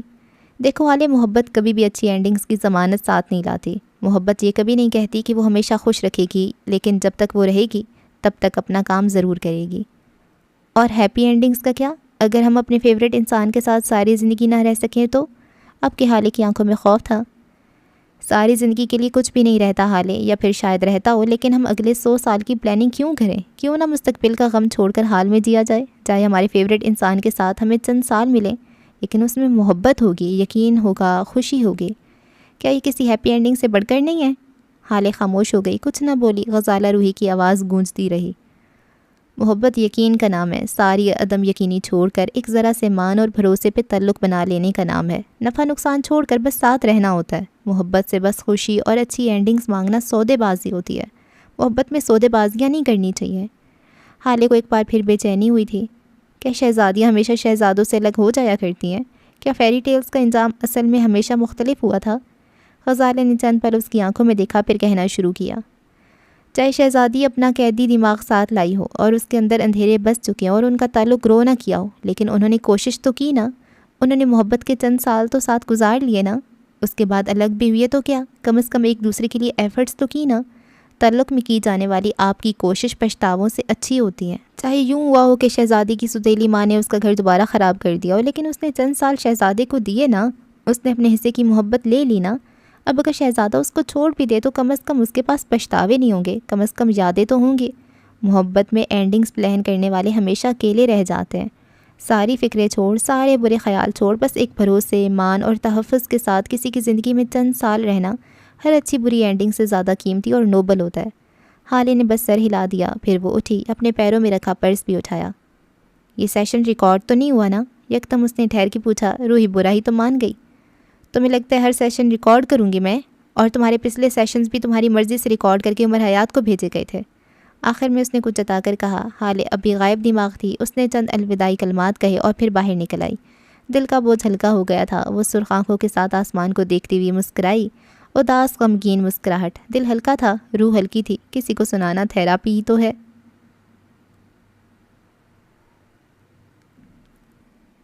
یہ ایک 5 اسٹار ریستوران کا منظر تھا جس کی روف ٹاپ پہ اس وقت کئی میزیں سجی تھیں۔ خوشکپیاں کرتے لوگ، کھانا کھاتے اور باتیں بناتے لوگ۔ کچھ کھانوں کی تصاویر بناتے اور کھانے سے زیادہ تصاویر پہ توجہ دیتے لوگ۔ انہی لوگوں کے درمیان ایک میز پہ ایک نیا شادی شدہ جوڑا بیٹھا تھا، سبز آنکھوں والی لڑکی اور اس کے سامنے بیٹھا سیاہ آنکھوں والا لڑکا۔ لڑکی نے سفید لباس پہن رکھا تھا، کندھوں پہ پشمینہ شال گرائے، بالوں کو نفیس جوڑے میں قید کیے وہ اچھی لگ رہی تھی، لیکن اس کا چہرہ بے تاثر تھا، کھنڈر سا، جبکہ اس کے سامنے ایش گرے ڈنر سوٹ میں بیٹھا لڑکا حشاش بشاش سا تھا۔ اس کے چہرے پہ رونق تھی، وہ کافی ہلکا پھلکا لگتا تھا، یوں جیسے اللہ نے اس کے سینے سے ڈھیروں بوجھ سرکا دیا ہو۔ وہ مسکرا کر اپنی بیوی سے بات کر رہا تھا جو بمشکل ہی اسے جواب دے رہی تھی۔ دفتن اس نے اپنے جیب سے کچھ نکالا، وہ ایک سرخ رنگ کا جیولری کیس تھا۔ یاقوت نے اس کو کھولا تو اس کے اندر سے ایک بھاری موٹے ہیرے والی انگوٹھی نے اپنی جھلک دکھائی تھی۔ نرمین ٹکر ٹکر اس انگوٹھی کو دیکھے گئی۔ یاقوت نے میز پہ دھرا اس کا ہاتھ تھاما۔ نرمین کی آنکھوں میں بے تحاشا خوف در آیا۔ اس نے اپنا ہاتھ کھینچنے کی کوشش کی تھی۔ یاقوت حتی الامکان خود کو نارمل دکھا رہا تھا۔ اس نے نرمین کی آنکھوں میں دیکھا۔ کیا تم میرے ساتھ ایک نئی زندگی شروع کرنا چاہو گی؟ وہ نرمی سے پوچھ رہا تھا۔ اس کی آنکھوں میں چمک تھی۔ میں مانتا ہوں نرمین، میں نے بہت غلطیاں کی ہیں، گناہ کیے ہیں، لیکن اب میں واپس آنا چاہتا ہوں ایک اچھی زندگی کی طرف جس میں تم میرے ساتھ ہوگی۔ وہ ایک پل کو رکا۔ نرمین دم سادے اسے دیکھے گئی۔ تم وہ لڑکی ہو نیرو جس سے میں اپنی جان سے زیادہ محبت کرتا ہوں۔ میرے لیے تم بے حد انمول ہو۔ اب میں سب چھوڑ کر، ساری برائی چھوڑ کر بس تمہارے ساتھ رہنا چاہتا ہوں۔ میں نے بہت غلط کیا ہے تمہارے ساتھ، میں مانتا ہوں۔ وہ سر جھکا کر شکستگی سے کہہ رہا تھا۔ اس کا لہجہ واقعی پشیمان تھا۔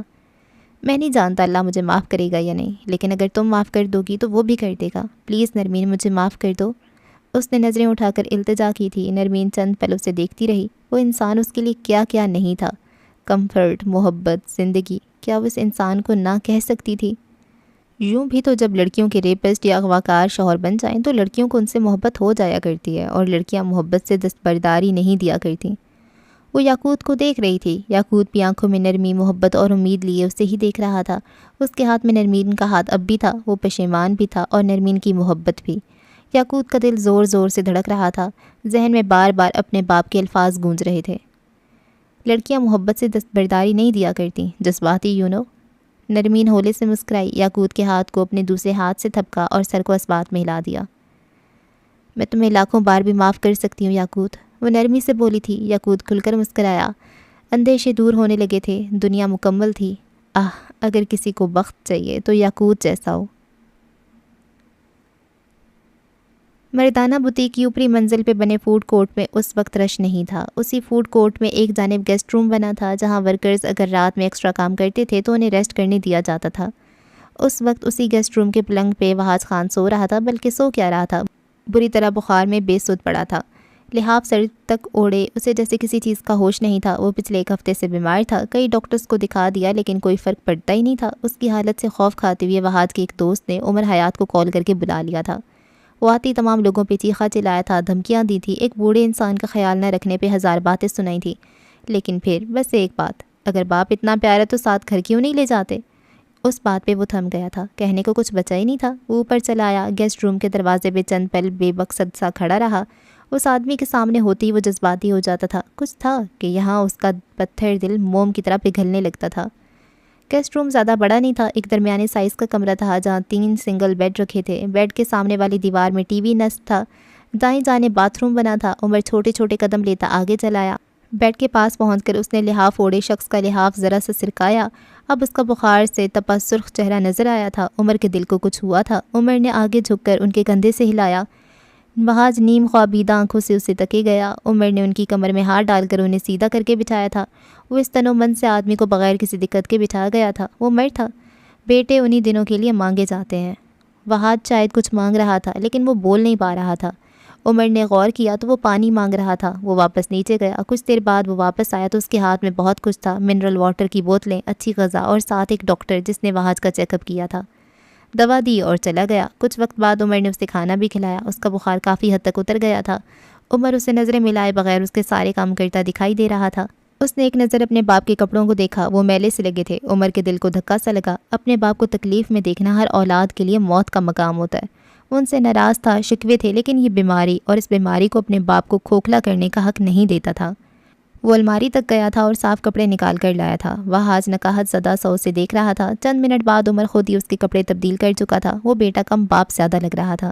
سارے کام کر لینے کے بعد وہ واپس اس کے سرہانے آ کر بیٹھا۔ وہاج چند لمحہ گردن موڑے اسے دیکھتا رہا۔ اس کی آنکھیں نم ہو رہی تھیں۔ پھر اس نے دھیرے سے اپنا سر عمر کے کندھے پہ رکھ دیا۔ عمر نے کچھ نہیں کہا، وہ بس خاموشی سے بیٹھا رہا۔ شاید وہ تھک چکا تھا، اب لڑنا، شکایات کرنا اس کے بس کی بات نہیں رہی تھی۔ کافی دیر تک وہ اسی طرح اس کے کندھے سے لگا بیٹھا رہا۔ اس کے آنسو بہتے رہے۔ اولاد کی جدائی اسے مار رہی تھی۔ مجھے معاف کر دو عمر، پلیز مجھے معاف کر دو، وہ بہت دیر بعد بولا تھا۔ عمر نے لب بھینچ لیے تھے۔ کم از کم وہاج خان وہ انسان نہیں تھا جسے عمر رلانا چاہتا تھا۔ میں نے بہت غلط کیا، مجھے تمہارے اسکول کے وقت تمہارے ساتھ نہ ہونے کے لیے معاف کر دو۔ عمر کی آنکھوں کے آگے بہت سارے منظر ابھرے تھے۔ محروم ادھورا بچپن، گالیاں دیتے، جھڑکتے لوگ۔ وہ بس ساکن بیٹھا رہا۔ وہاج روتا جاتا اور کہے جاتا تھا، میں تمہاری جوانی کے دنوں میں تمہارے ساتھ نہیں تھا، میں نے تمہاری کامیابیاں نہیں دیکھی، میں نے تمہاری شادی نہیں دیکھی، مجھے اس سب کے لیے معاف کر دو عمر، پلیز مجھے معاف کر دو۔ عمر کی آنکھوں سے چند آنسو ٹوٹ کر گرے تھے جنہیں وہ بے دردی سے رگڑ گیا۔ نہ جانے اسے رف ٹف رہنے کا کیا جنون سوار تھا۔ میں نے آپ کو کبھی قصور دیا ہی نہیں ابا، وہ ہلکی آواز میں بولا تھا۔ اس کے منہ سے اپنے لیے ابا سن کر وہاج کی روح تک پرسکون ہو گئی تھی۔ عمر سامنے دیوار کو دیکھتے ہوئے کہتا رہا، میں شاید آپ سے کبھی ناراض بھی نہیں تھا، لیکن میں نگین سلطان کا بیٹا ہوں، مجھے خود کو سزا دینے میں مزہ آتا ہے۔ میں بس خود کو سزا دے رہا تھا، لیکن اب بس۔ وہ بولتے بولتے رکا۔ لیکن جب آپ کے دوست نے مجھے کال کر کے بتایا کہ آپ کا سانس رک رہا ہے اور آپ بے ہوش ہو گئے ہیں۔ جھوٹ مت بولو، اس نے کہا تھا میں مر گیا ہوں۔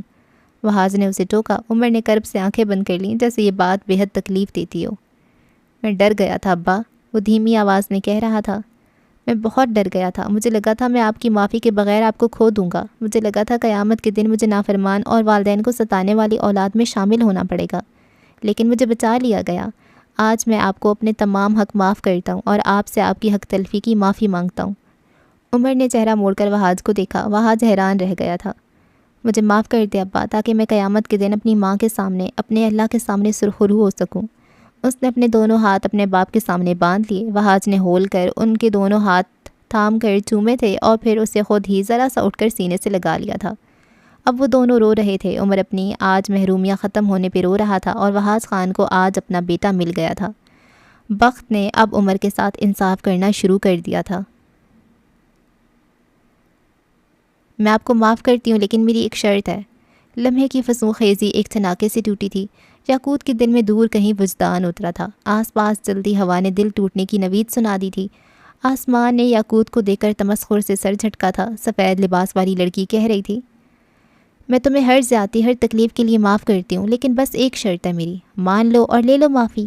اس کی آنکھوں میں زخمی سا تاثر تھا۔ یاقوت نے بے ساختہ اپنے دل کے مقام پہ ہاتھ رکھا، خشک ہوتے لبوں پہ زبان پھری۔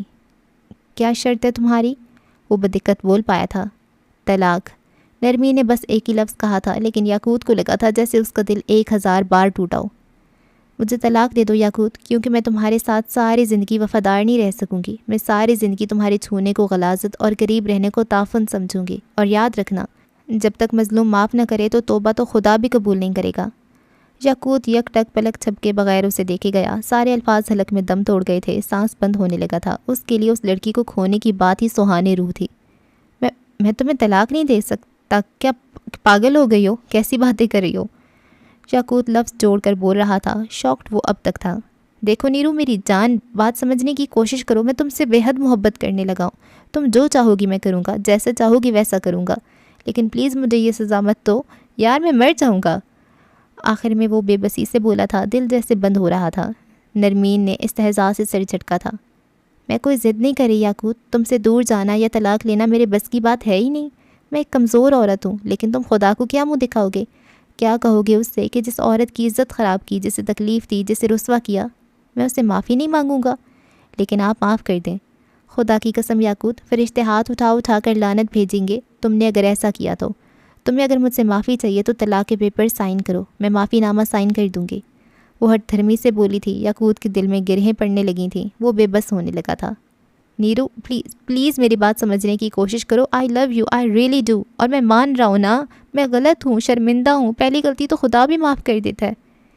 اس لیے تو وہ خدا ہے یاقوت، بڑے ظرف والا، اعلیٰ ذات، ہم بندے ہیں، گناہوں پہ اللہ معاف کر دیتا ہے، بندے نہیں کرتے، مجھ سے معافی چاہیے تو قیمت ادا کرو۔ وہ جتاتے ہوئے بولی تھی۔ یاقوت نے نم ہوتی آنکھوں سے اسے دیکھا، اب کہ وہ بولا تو اس کی آواز ہلکی تھی۔ ڈیڈ نے کہا تھا جب لڑکیوں کے ریپسٹ ان کے شوہر بن جائے تو لڑکیوں کو ان سے محبت ہو جایا کرتی ہے، اور لڑکیاں محبت سے دستبرداری نہیں دیا کرتی۔ کیا تم مجھ سے دستبرداری دے دو گی؟ میں ایک وقت میں تمہاری محبت رہا ہوں نرمین، وہ ایک آس سے بولا تھا، شاید ابھی بھی کچھ بچ جانے کی، کچھ رہ جانے کی آس۔ نرمین نے اسے ٹھنڈی ٹھار نظروں سے دیکھا۔ یہ سچ ہے یاقوت، لڑکیاں محبت سے دستبردار نہیں ہوتی، لیکن ایک وقت آتا ہے جب اپنا وقار اور عزت کے بدلے محبت کو چننا ہوتا ہے، اور تب کچھ لڑکیاں نرمین مغل جیسی ہوتی ہیں جو وقار چن لیتی ہیں۔ تم آج بھی میرے دل میں ہو، روز اول کی طرح، آج بھی تمہیں دیکھ کر دل کہتا ہے حسن تم پہ تمام ہوا۔ وہ ایک پل کو رکی، یاقوت کی کرب زدہ آنکھوں میں دیکھا۔ لیکن میرے دل کا ایک کونا سڑ چکا ہے، تمہاری کی گئی زیادتیوں کی وجہ سے میرے جسم مجھے چیچک زدہ لگتا ہے۔ تم جانتے ہو جب تم میرا ہاتھ پکڑتے ہو تو مجھے کیسا لگتا ہے؟ اس نے یاقوت کی آنکھوں میں جھانک کر پوچھا تھا۔ یاقوت نے نفی میں سر ہلایا تھا۔ نرمین آگے کو ہوئی، آواز دھیمی کر لی۔ مجھے بالکل ویسا لگتا ہے جیسا اس کاری کے چھونے پہ تمہیں لگتا تھا۔ یاقوت بدک کر کھڑا ہوا، چہرے پہ خوف اور نفرت بیک وقت آئے تھے۔ اس کے پورے جسم پہ جیسے کانٹے چھوڑ دیے گئے ہوں۔ وہ بے یقینی سے کھڑا ہو کر اسے دیکھے گیا۔ نرمین اپنی جگہ سے اٹھ کر اس کے قریب آئی، عین اس کے سامنے۔ تم بتاؤ نا یاقوت، کیا تم اس کاری کے ساتھ ایک گھر میں ایک چھت کے نیچے رہ سکتے ہو؟ یاقوت ہر گزرتے لمحے کسی مردے کی مانند سفید پڑ رہا تھا، اس کی آنکھوں کی رمق گویا مر چکی ہو۔ وہ بے یقینی سے پیچھے ہونے لگا تھا۔ جب تم نہیں رہ سکتے تو میں کیسے رہوں؟ تم ایسا کرو، صرف 2 گھنٹے اس آدمی کے پاس رہ آؤ۔ تم 2 گھنٹے اس شخص کے ساتھ رہو جس نے بچپن میں تمہیں جسمانی استحصال پہنچایا۔ 2 گھنٹے بعد آنا، نرمین وہ غلطوں میں سب معاف کر دے گی، خود کو ذلیل کیا جانا بھی اور پل پل کی موت مارنا بھی۔ وہ کہتی ہوئے آگے بڑھ گئی تھی۔ یاقوت آگے بھی نہیں بڑھ سکا، وہ اپنی جگہ ساکت رہ گیا۔ اس شخص کے نام پہ ہی یاقوت کو اپنے ارد گرد تعفن اور بدبو محسوس ہو رہی تھی۔ کجا کہ اس کے ساتھ رہنا۔ آج یاقوت کو صحیح معنوں میں نرمین کی تکلیف کا احساس ہوا تھا۔ وہ بغیر اس کی طرف دیکھے، بغیر کسی اور کی طرف دیکھے، تیز تیز سیڑھیاں اترتا باہر جا رہا تھا۔ سانس بند ہو رہا تھا، دل رک رہا تھا۔ سلطان منزل میں موجود فروا سلطان کے کمرے کی تمام بتیاں بجھی ہوئی تھیں۔ اے سی بند پڑا تھا، حب سارے کمرے میں پھیلا ہوا تھا۔ اسی تاریک کمرے میں بیڈ کی ایک جانب فرش پہ فروا بیٹھی تھی، گھٹنے سینے سے لگا رکھے تھے، گردن بیڈ پہ ڈھلکا رکھی تھی۔ اس کی آنکھیں سرخ متورم تھیں، کاجل بہہ گیا تھا اور مٹا مٹا سا میک اپ اب بھی موجود تھا۔ لباس وہی تھا جو صبح کی پارٹی میں پہن رکھا تھا۔ دفتن دروازہ کھلا اور شمس اندر آیا تھا۔ کمرے کی یہ حالت دیکھ کر اس کا دل بھی دھک سے رہ گیا تھا۔ باہر سے آتی روشنی اب سیدھا اس کے کمرے میں فرش پہ بیٹھی فروا پہ پڑ رہی تھی۔ وہ ٹوٹی بکھری ہوئی حالت میں تھی۔ ایک لمحے کو جیسے شمس کا دل کسی نے مٹھی میں لے کر دبایا ہو۔ وہ اس عورت کو گالیاں دے سکتا تھا، بے عزت کر سکتا تھا، لیکن سچ یہ تھا کہ وہ اسے اس حالت میں نہیں دیکھ سکتا تھا۔ وہ چھوٹے چھوٹے قدم لیتا اس کے قریب چلایا، پھر پنجوں کے بل اس کے قریب بیٹھا۔ اب وہ فکر مندی سے اسے دیکھ رہا تھا۔ یہ کیا حالت بنا رکھی ہے فروا؟ کیا کچھ ہوا ہے؟ ادھر دیکھو مجھے، کیا ہوا ہے؟ وہ اس کا چہرہ اپنی جانب موڑتے ہوئے پوچھ رہا تھا۔ فروا کی آنکھوں سے گرم گرم آنسو بہنے لگ گئے تھے۔ شمس اب کے واقعتاً پریشان ہوا تھا۔ خدا کے لیے فروا مجھے بتاؤ کیا ہوا ہے؟ تم اس طرح تو نہیں روتی، تم دوسروں کو رلا دیتی ہو لیکن تم نہیں روتی، آخر کیا ہوا ہے؟ کچھ بولو پلیز، مجھے فکر ہو رہی ہے۔ وہ اب اس کے قریب ہی بیٹھ گیا تھا۔ مجھ سے بہت بڑی غلطی ہو گئی ہے شمس، بہت بڑا گناہ ہو گیا ہے۔ وہ زور زور سے بچوں کی طرح رونے لگی تھی۔ میں نے کسی کو اندھیروں میں دھکیل دیا، حالانکہ میں ایسا نہیں کرنا چاہتی تھی۔ میں ایسا کیسے کر بیٹھی شمس؟ یہ مجھ سے کیا ہو گیا؟ فروا کی آنکھوں کے آگے بس مہرماہ کا چہرہ تھا، وہ اسے معصوم سے کیا بنا چکی تھی۔ شمس کی آنکھوں میں کچھ گیلا سا چمکا تھا، وہ ذرا سا پشیمان ہوا تھا۔ تم ٹھیک کہہ رہی ہو فروا، اسے اندھیروں میں دھکیل کر ہم نے اچھا نہیں کیا، ہم دونوں اس میں شامل تھے، مجھے تمہیں روکنا چاہیے تھا۔ شمس کی آنکھوں کے آگے حالت سلطان کا چہرہ تھا۔ میں کیا کروں شمس، میں کیا کروں؟ میں اس سے بہت محبت کرتی ہوں، مجھے اس کے لیے شیطان نہیں بننا چاہیے تھا۔ میں اس کے لیے کیوں شیطان بن گئی؟ یہ میں نے کیا کر دیا؟ یہ کیا ہو گیا مجھ سے؟ وہ اپنی ہتھیلی سر پہ مار رہی تھی جیسے بے حد تکلیف میں ہو۔ شمس اس سے زیادہ تکلیف میں لگتا تھا۔ میں بھی یہی سوچ رہا ہوں فروا، ہم اس کے باپ کو کیا جواب دیں گے؟ ہم کیا کہیں گے؟ کیوں کیا ہم نے ان کی اولاد پہ ظلم؟ وہ رنجیدہ تھا، بلکہ اولاد چھوڑ، ہم نے خود ان کے ساتھ بہت ظلم کیا۔ فروا ہم نے کیوں کیا ایسا؟ اس نے گردن جھکا دی تھی، ہرس گردنیں جھکا دیتا ہے۔ فروا نے اپنی بھوری آنکھیں رگڑ کر صاف کیں، پھر شمس کا ایک ہاتھ تھام لیا۔ ہم مجبور تھے شمس، بے حد مجبور، ہمیں لگا تھا یہی صحیح ہے اور یہی صحیح تھا۔ اس کی زکام زدہ آواز کچھ جتا رہی تھی۔ ہمارا طریقہ کار غلط ہو سکتا ہے لیکن جو ہونا تھا وہ ہو گیا نا۔ وہ اپنی گیلی آنکھیں شمس کی آنکھوں میں گاڑے کہہ رہی تھی۔ شمس نے بس اس بات میں سر ہلا دیا۔ وہ نہیں سمجھ پا رہا تھا کہ وہ اپنے بھائی کے ساتھ زیادتی کی گلٹ میں تھا۔ واپسی اب بھی ممکن ہے، ضمیر کی قید سے نکل آنا اتنا بھی مشکل نہیں ہے۔ اگر تم میرے ساتھ رہو تو ہم اندھیروں میں بھیجے لوگوں کو واپس لا سکتے ہیں، ہم زیادتیوں کے ازالے کر سکتے ہیں۔ وہ امید سے چمکتی آنکھوں کے ساتھ کہہ رہی تھی۔ شمس بس اسے دیکھے گیا۔ ہم گنہگار بنے، شیطان بنے، لیکن اب ہم فرشتے بنیں گے۔ ہم اپنے لوگوں کے لیے فرشتے بنیں گے شمس، ہاں ہم یہ کر سکتے ہیں۔ وہ جلدی جلدی کہہ رہی تھی۔ اس کا بوڑھا چہرہ چمک رہا تھا۔ شمس کے چہرے پہ بھی امید در آئی تھی۔ وہ متفق تھا۔ یکدم فروا بولتے بولتے رک گئی۔ اس کی آنکھوں میں خوف تھا۔ کیا تم سب کچھ بھول سکتے ہو شم؟ وہ سب جو 20 سال پہلے ہوا؟ کیا تم مجھ سے نفرت کرنا چھوڑ سکتے ہو؟ امید کا ڈوبتا تنکا ہاتھ میں لیے پوچھ رہی تھی۔ شمس چند لمحہ اسے دیکھتا رہا، پھر دھیرے دھیرے سر اس بات میں ہلا دیا۔ میں تمہیں معاف کر چکا ہوں فروا۔ تم اگر اس وقت بھی مجھ سے معافی مانگ لیتی تو میں معاف کر دیتا، لیکن تم ضد پہ اڑی رہی۔ وہ بول رہا تھا اور فروا اسے سنتے ہوئے آنسو بہاتی رہی۔ میں تم سے نفرت نہیں کر سکا، اس لیے کبھی تمہیں طلاق بھی نہیں دے سکا۔ ایک زندگی تھی جو ہم نے خراب کی، نفرت اور بدگمانی میں، لیکن اب بس۔ وہ ایک عزم سے مسکرایا تھا۔ اب ہم فرشتے بنیں گے، ہم دونوں اب نیک بنیں گے۔ جن کو اندھیروں میں دھکیل دیا ہے، اب انہیں واپس بھی ہم ہی لائیں گے۔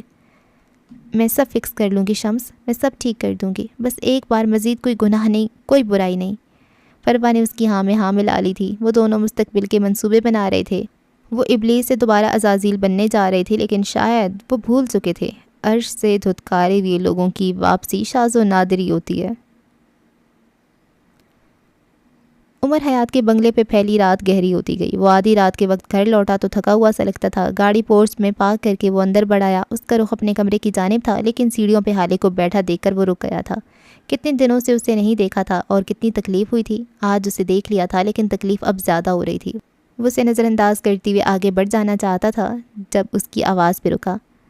میں نے چائے بنائی ہے، پینا چاہو گے؟ وہ مڑا نہیں۔ دل میں شدید طلب ہوئی تھی کہ ہاں کر دے، لیکن مجھے ضرورت نہیں ہے کہہ کر وہ آگے بڑھ گیا۔ البتہ اس کا رخ اپنے کمرے کی جانب نہیں تھا، وہ کچن میں آ گیا تھا۔ شاید اسے کافی کی طلب ہو رہی تھی، لیکن باہر تک اس کے مگ میں چمچ چلانے کی آواز آ رہی تھی۔ حالے خاموشی سے اٹھ کر اس کے پیچھے کچن میں گئی، لیکن دروازے کے قریب خون کے دھبے دیکھ اس کا دل تھک سے رہ گیا۔ وہ فوراً آگے بڑھائی۔ عمر نے اس کا آنا نوٹ کیا تھا، لیکن مڑا نہیں۔ وہ ننگے پیر کھڑا تھا۔ جہاں کھڑا تھا وہاں بھی فاصلے فاصلے سے اسی طرح کے دھبے تھے۔ شاید اس کے پیر سے خون رس رہا تھا۔ تمہارے پیر کو کیا ہوا ہے؟ حالد نے اس کا بازو پکڑ کے اس کا چہرہ اپنی جانب موڑا۔ شیشہ لگ گیا تھا کچھ دن پہلے اور آج پھر لگ گیا۔ زخم گہرا ہو گیا۔ وہ مناسب لہجے میں کہتا واپس اپنی مگ کی جانب متوجہ ہو گیا، جبکہ اب حالد نے اس کے سامنے سے مگ اٹھا لیا تھا۔ خاموشی سے اس کا ہاتھ پکڑا اور ڈائننگ ٹیبل کی جانب چلی آئی۔ کرسی کھینچ کے اسے بیٹھنے کا اشارہ کیا۔ عمر بس بے تاثر نگاہوں سے اسے دیکھے گیا، چاہ کر بھی اسے روک نہیں سکا۔ ہلنا مت یہاں سے، ورنہ بہت برا پیش آؤں گی۔ وہ انگلی اٹھا کر تنبیہ کرتی کچن کیبنٹس کی طرف بڑھ گئی۔ اگلے ہی لمحے وہ ہاتھ میں فرسٹ ایڈ باکس لیے آتی دکھائی دی۔ عمر نے لب بھینچ لیے۔ وہ یہاں سے اٹھنا چاہتا تھا، لیکن بے بسی سے بیٹھا رہا۔ حالے اس کے پیر کے قریب جیسے ہی نیچے بیٹھی، عمر کھڑا ہو گیا۔ I can do it by myself۔ حالے اسی طرح بیٹھی رہی اور اسے دیکھتی رہی۔ بیٹھ جائیں ایس پی صاحب، میں اتنی بری بھی نہیں ہوں۔ چاروں نہ چاروں سے بیٹھنا پڑا۔ حالے نے اس کے پیر کو ہاتھوں میں لیا۔ عمر کو ایک دفعہ پھر بے چینی ہوئی۔ پیروں میں بیٹھی اچھی نہیں لگ رہی، میں کر لیتا ہوں، رہنے دو۔ حالے نے اس کی سنے بغیر اس کا پیر اپنے گھٹنے پہ رکھ لیا۔ اب وہ اس کی صفائی کر رہی تھی۔ اسی پیر پہ جلنے کے مٹے مٹے نشان بھی تھے۔ وہ چند پل اسی طرح بیٹھا حالے کے جھکے ہوئے سر کو دیکھتا رہا۔ تمہیں مزہ آتا ہے کیا؟ پہلے زخم دینا اور پھر آ کر مرہم رکھنا؟ وہ نہ جانے کیوں کہہ بیٹھا۔ حالے کا ہاتھ ایک پل کو رکا تھا، پھر وہ اسی طرح سفید پٹی اس کے پیر کے گرد لپیٹتی گئی۔ تمہیں اچھا لگتا ہے کیا کسی کی تکلیف پہ بے چین ہو جانا، لیکن پھر بھی اسے تکلیف دینا؟ ہاں، اس کسی کے پاس دل نہیں ہے، اور اگر ہے تو میرے لیے نہیں ہے، وہ تلخی سے بولا تھا۔ حالے نے سر نہیں اٹھایا۔ دلوں کے بارے میں آپ کیا جانتے ہیں ایس پی صاحب؟ حالے نے اسی طرح بیٹھے بیٹھے نظر اٹھا کر پوچھا۔ دل ہی ہے جو ایک 22 سالہ لڑکی کی قدم آدھی رات کے وقت کسی انجام آدمی کی آواز پہ روک دیتا ہے۔ عمر سن رہ گیا۔ اسے لگا اس نے غلط سنا ہے۔ اس کی آنکھیں مارے حیرت کے پھٹی کی پھٹی رہ گئیں۔ وہ کچھ کہہ نہیں سکا۔ حالے فرسٹ ایڈ باکس اٹھا کر اٹھ کھڑی ہوئی، پھر سنک کی طرف بڑھ گئی، ہاتھوں کو اچھے سے دھویا، پھر چولہے کی جانب بڑھ گئی۔ اس نے چائے کا پانی چڑھایا۔ عمر بس اس کی پشت کو دیکھے گیا تھا۔ کون سا درد، کہاں کی تکلیف، وہ سب بھول گیا تھا۔ چند منٹ بعد وہ واپس پلٹ آئی، چائے کا بھرا ہوا مگ عمر کی جانب بڑھایا۔ تمہیں کافی نہیں، چائے کی ضرورت ہے۔ عمر نے بغیر کچھ کہے مگ تھام لیا تھا۔ حالے کچن سے باہر جانے لگی جب عمر کی آواز سنائی تھی۔ دل کیوں کسی کی آواز پہ آپ کے قدم جکڑ لیتا ہے؟ کیا محبت؟ وہ پوچھ رہا تھا، دل بے طرح دھڑک رہا تھا۔ حالے مسکرا کر اس کی جانب مڑی، اس کی آنکھوں میں کچھ تھا۔ ضروری تو نہیں محبت ہی آپ کے قدم جکڑ لے، ترس اور ہمدردی بھی کوئی جذبہ ہوتا ہے۔ وہ بول کر مڑ گئی۔ پیچھے عمر نے ڈھیر سارے جذبات اندر دبا لیے تھے، موڈ بری طرح خراب ہوا تھا، لیکن سامنے بھی حالے تھی۔ لفظوں سے خوش فہمیاں تھمانا اور پھر انہی لفظوں سے روح تک زخمی کرنا اسے خوب آتا تھا۔ وہ لفظوں کے ساتھ اچھی تھی، ہے نا؟ اگلی صبح پیلی چمکدار دھوپ ساتھ لائی تھی۔ عمر حیات کے بنگلے پہ بھی ایک ایسی ہی صبح نے اپنے پر پھیلا لیے تھے۔ یہ اتوار کا دن تھا اور آج وہ فارغ تھا، اسی لیے گھر کے لاؤنج میں صوفے پہ بیٹھا لیپ ٹاپ پہ کوئی کام کر رہا تھا۔ اس نے سیاہ ٹراؤزر اور شرٹ پہن رکھی تھی، بال ماتھے پہ بکھرائے وہ کام میں غرق نظر آتا تھا۔ اسے تھوڑی دیر میں شو روم کے لیے نکلنا تھا، بس یہ چند میلز بھیج لے۔ دفتن کوئی لاؤنج کا دروازہ پار کرتا اندر آیا تھا، وہ حسن تھا۔ سیاہ پولو شرٹ اور نیلی جینز میں ملبوس، اس نے بال سلیقے سے جما رکھے تھے۔ وہ ہر روز ہی آتا تھا، نفیسہ حیات کا فیورٹ جو تھا۔ اجازت ہو تو میں اندر آ جاؤں ایس پی صاحب؟ وہ اندر آ کر بولا تھا۔ عمر نے سر نہیں اٹھایا۔ تم اندر آ چکے ہو حسن، اور اب اگر ایک بھی غیر ضروری بات کی تو عین ممکن ہے کہ واپس نہ جا پاؤ۔ حسن نے برا سا منہ بنایا تھا۔ تم صرف میرے سامنے بنتے ہو یا پھر واقعی جیمس بانڈ ہو؟ وہ دھپ سے اس کے ساتھ صوفے پہ آ کر بیٹھا تھا۔ اگر تم میری شکایت اپنی بہن کو نہ لگاؤ تو ابھی کے ابھی میں ثابت کر دیتا ہوں کہ کون کتنے پانی میں ہے۔ وہ بھی مصروف سے انداز میں بولا تھا۔ حسن نے گہری سانس لی تھی۔ کیا تم دونوں ٹھیک نہیں ہو سکتے؟ اب کہ وہ یاسیت سے بولا تھا۔ تم دونوں میرا آئیڈیل کپل تھے، پلیز ٹھیک ہو جاؤ۔ عمر کے ٹائپ کرتے ہاتھ تھم گئے تھے، دل میں گہرے رنج کا تیر لگا تھا۔ ہم ٹھیک ہیں حسن، شاید ہمارا ٹھیک ہونا یہی ہے۔ ایک سڑی ہوئی بیکار شادی سے اچھا ہے اکیلے رہا جائے۔ ایسے تو مت کہو، تمہاری شادی ایسی تو نہیں ہے۔ حسن کو برا لگا تھا۔ عمر مسکرایا۔ چاہے تعلق شادی کا ہو، دوستی کا یا پھر کوئی اور، ضد، انا یا پھر مقابلے بازی اسے کھوکھلا کر دیتی ہے، اور کھوکھلا تعلق بہت جلدی سڑ جاتا ہے۔ تم بتاؤ حسن، کیا انسان کو ایسے تعلق میں رہ کر اپنی ذہنی صحت خراب اور دل توڑوانا چاہیے یا پھر عزت سے الگ ہو جانا چاہیے؟ اس نے لیپ ٹاپ سے سر اٹھا کر حسن کو دیکھا۔ حسن نے کوئی جواب نہیں دیا، اس نے گردن جھکا دی تھی۔ کل میرا اور ہارون کا برتھ ڈے ہے، لیکن ہم تمہاری وجہ سے نہیں منا رہے، اس نے اسی طرح جھکے ہوئے سر کے ساتھ بتایا تھا۔ عمر نے حیرت سے اس کو دیکھا۔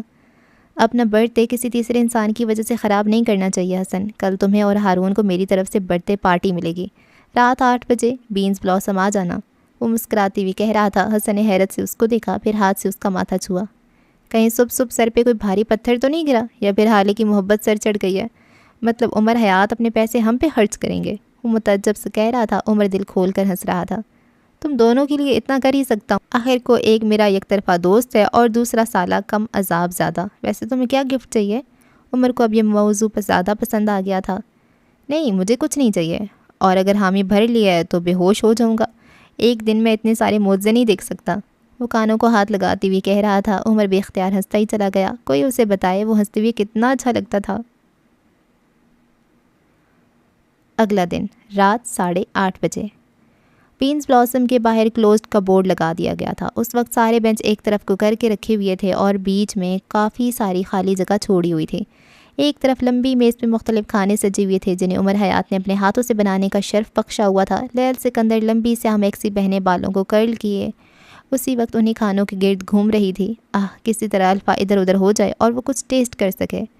ہارون شاہد بھی تیار سا تھا، سفید شرٹ کے اوپر جینز جیکٹ اور اسٹائلش جینز پہنے وہ کافی اچھا لگ رہا تھا۔ اس وقت وہ اپنے پاپا کو کال کر کے باقی کے سارے پلانز کینسل کر رہا تھا، ساتھ ساتھ عزت افزائی بھی کروا رہا تھا۔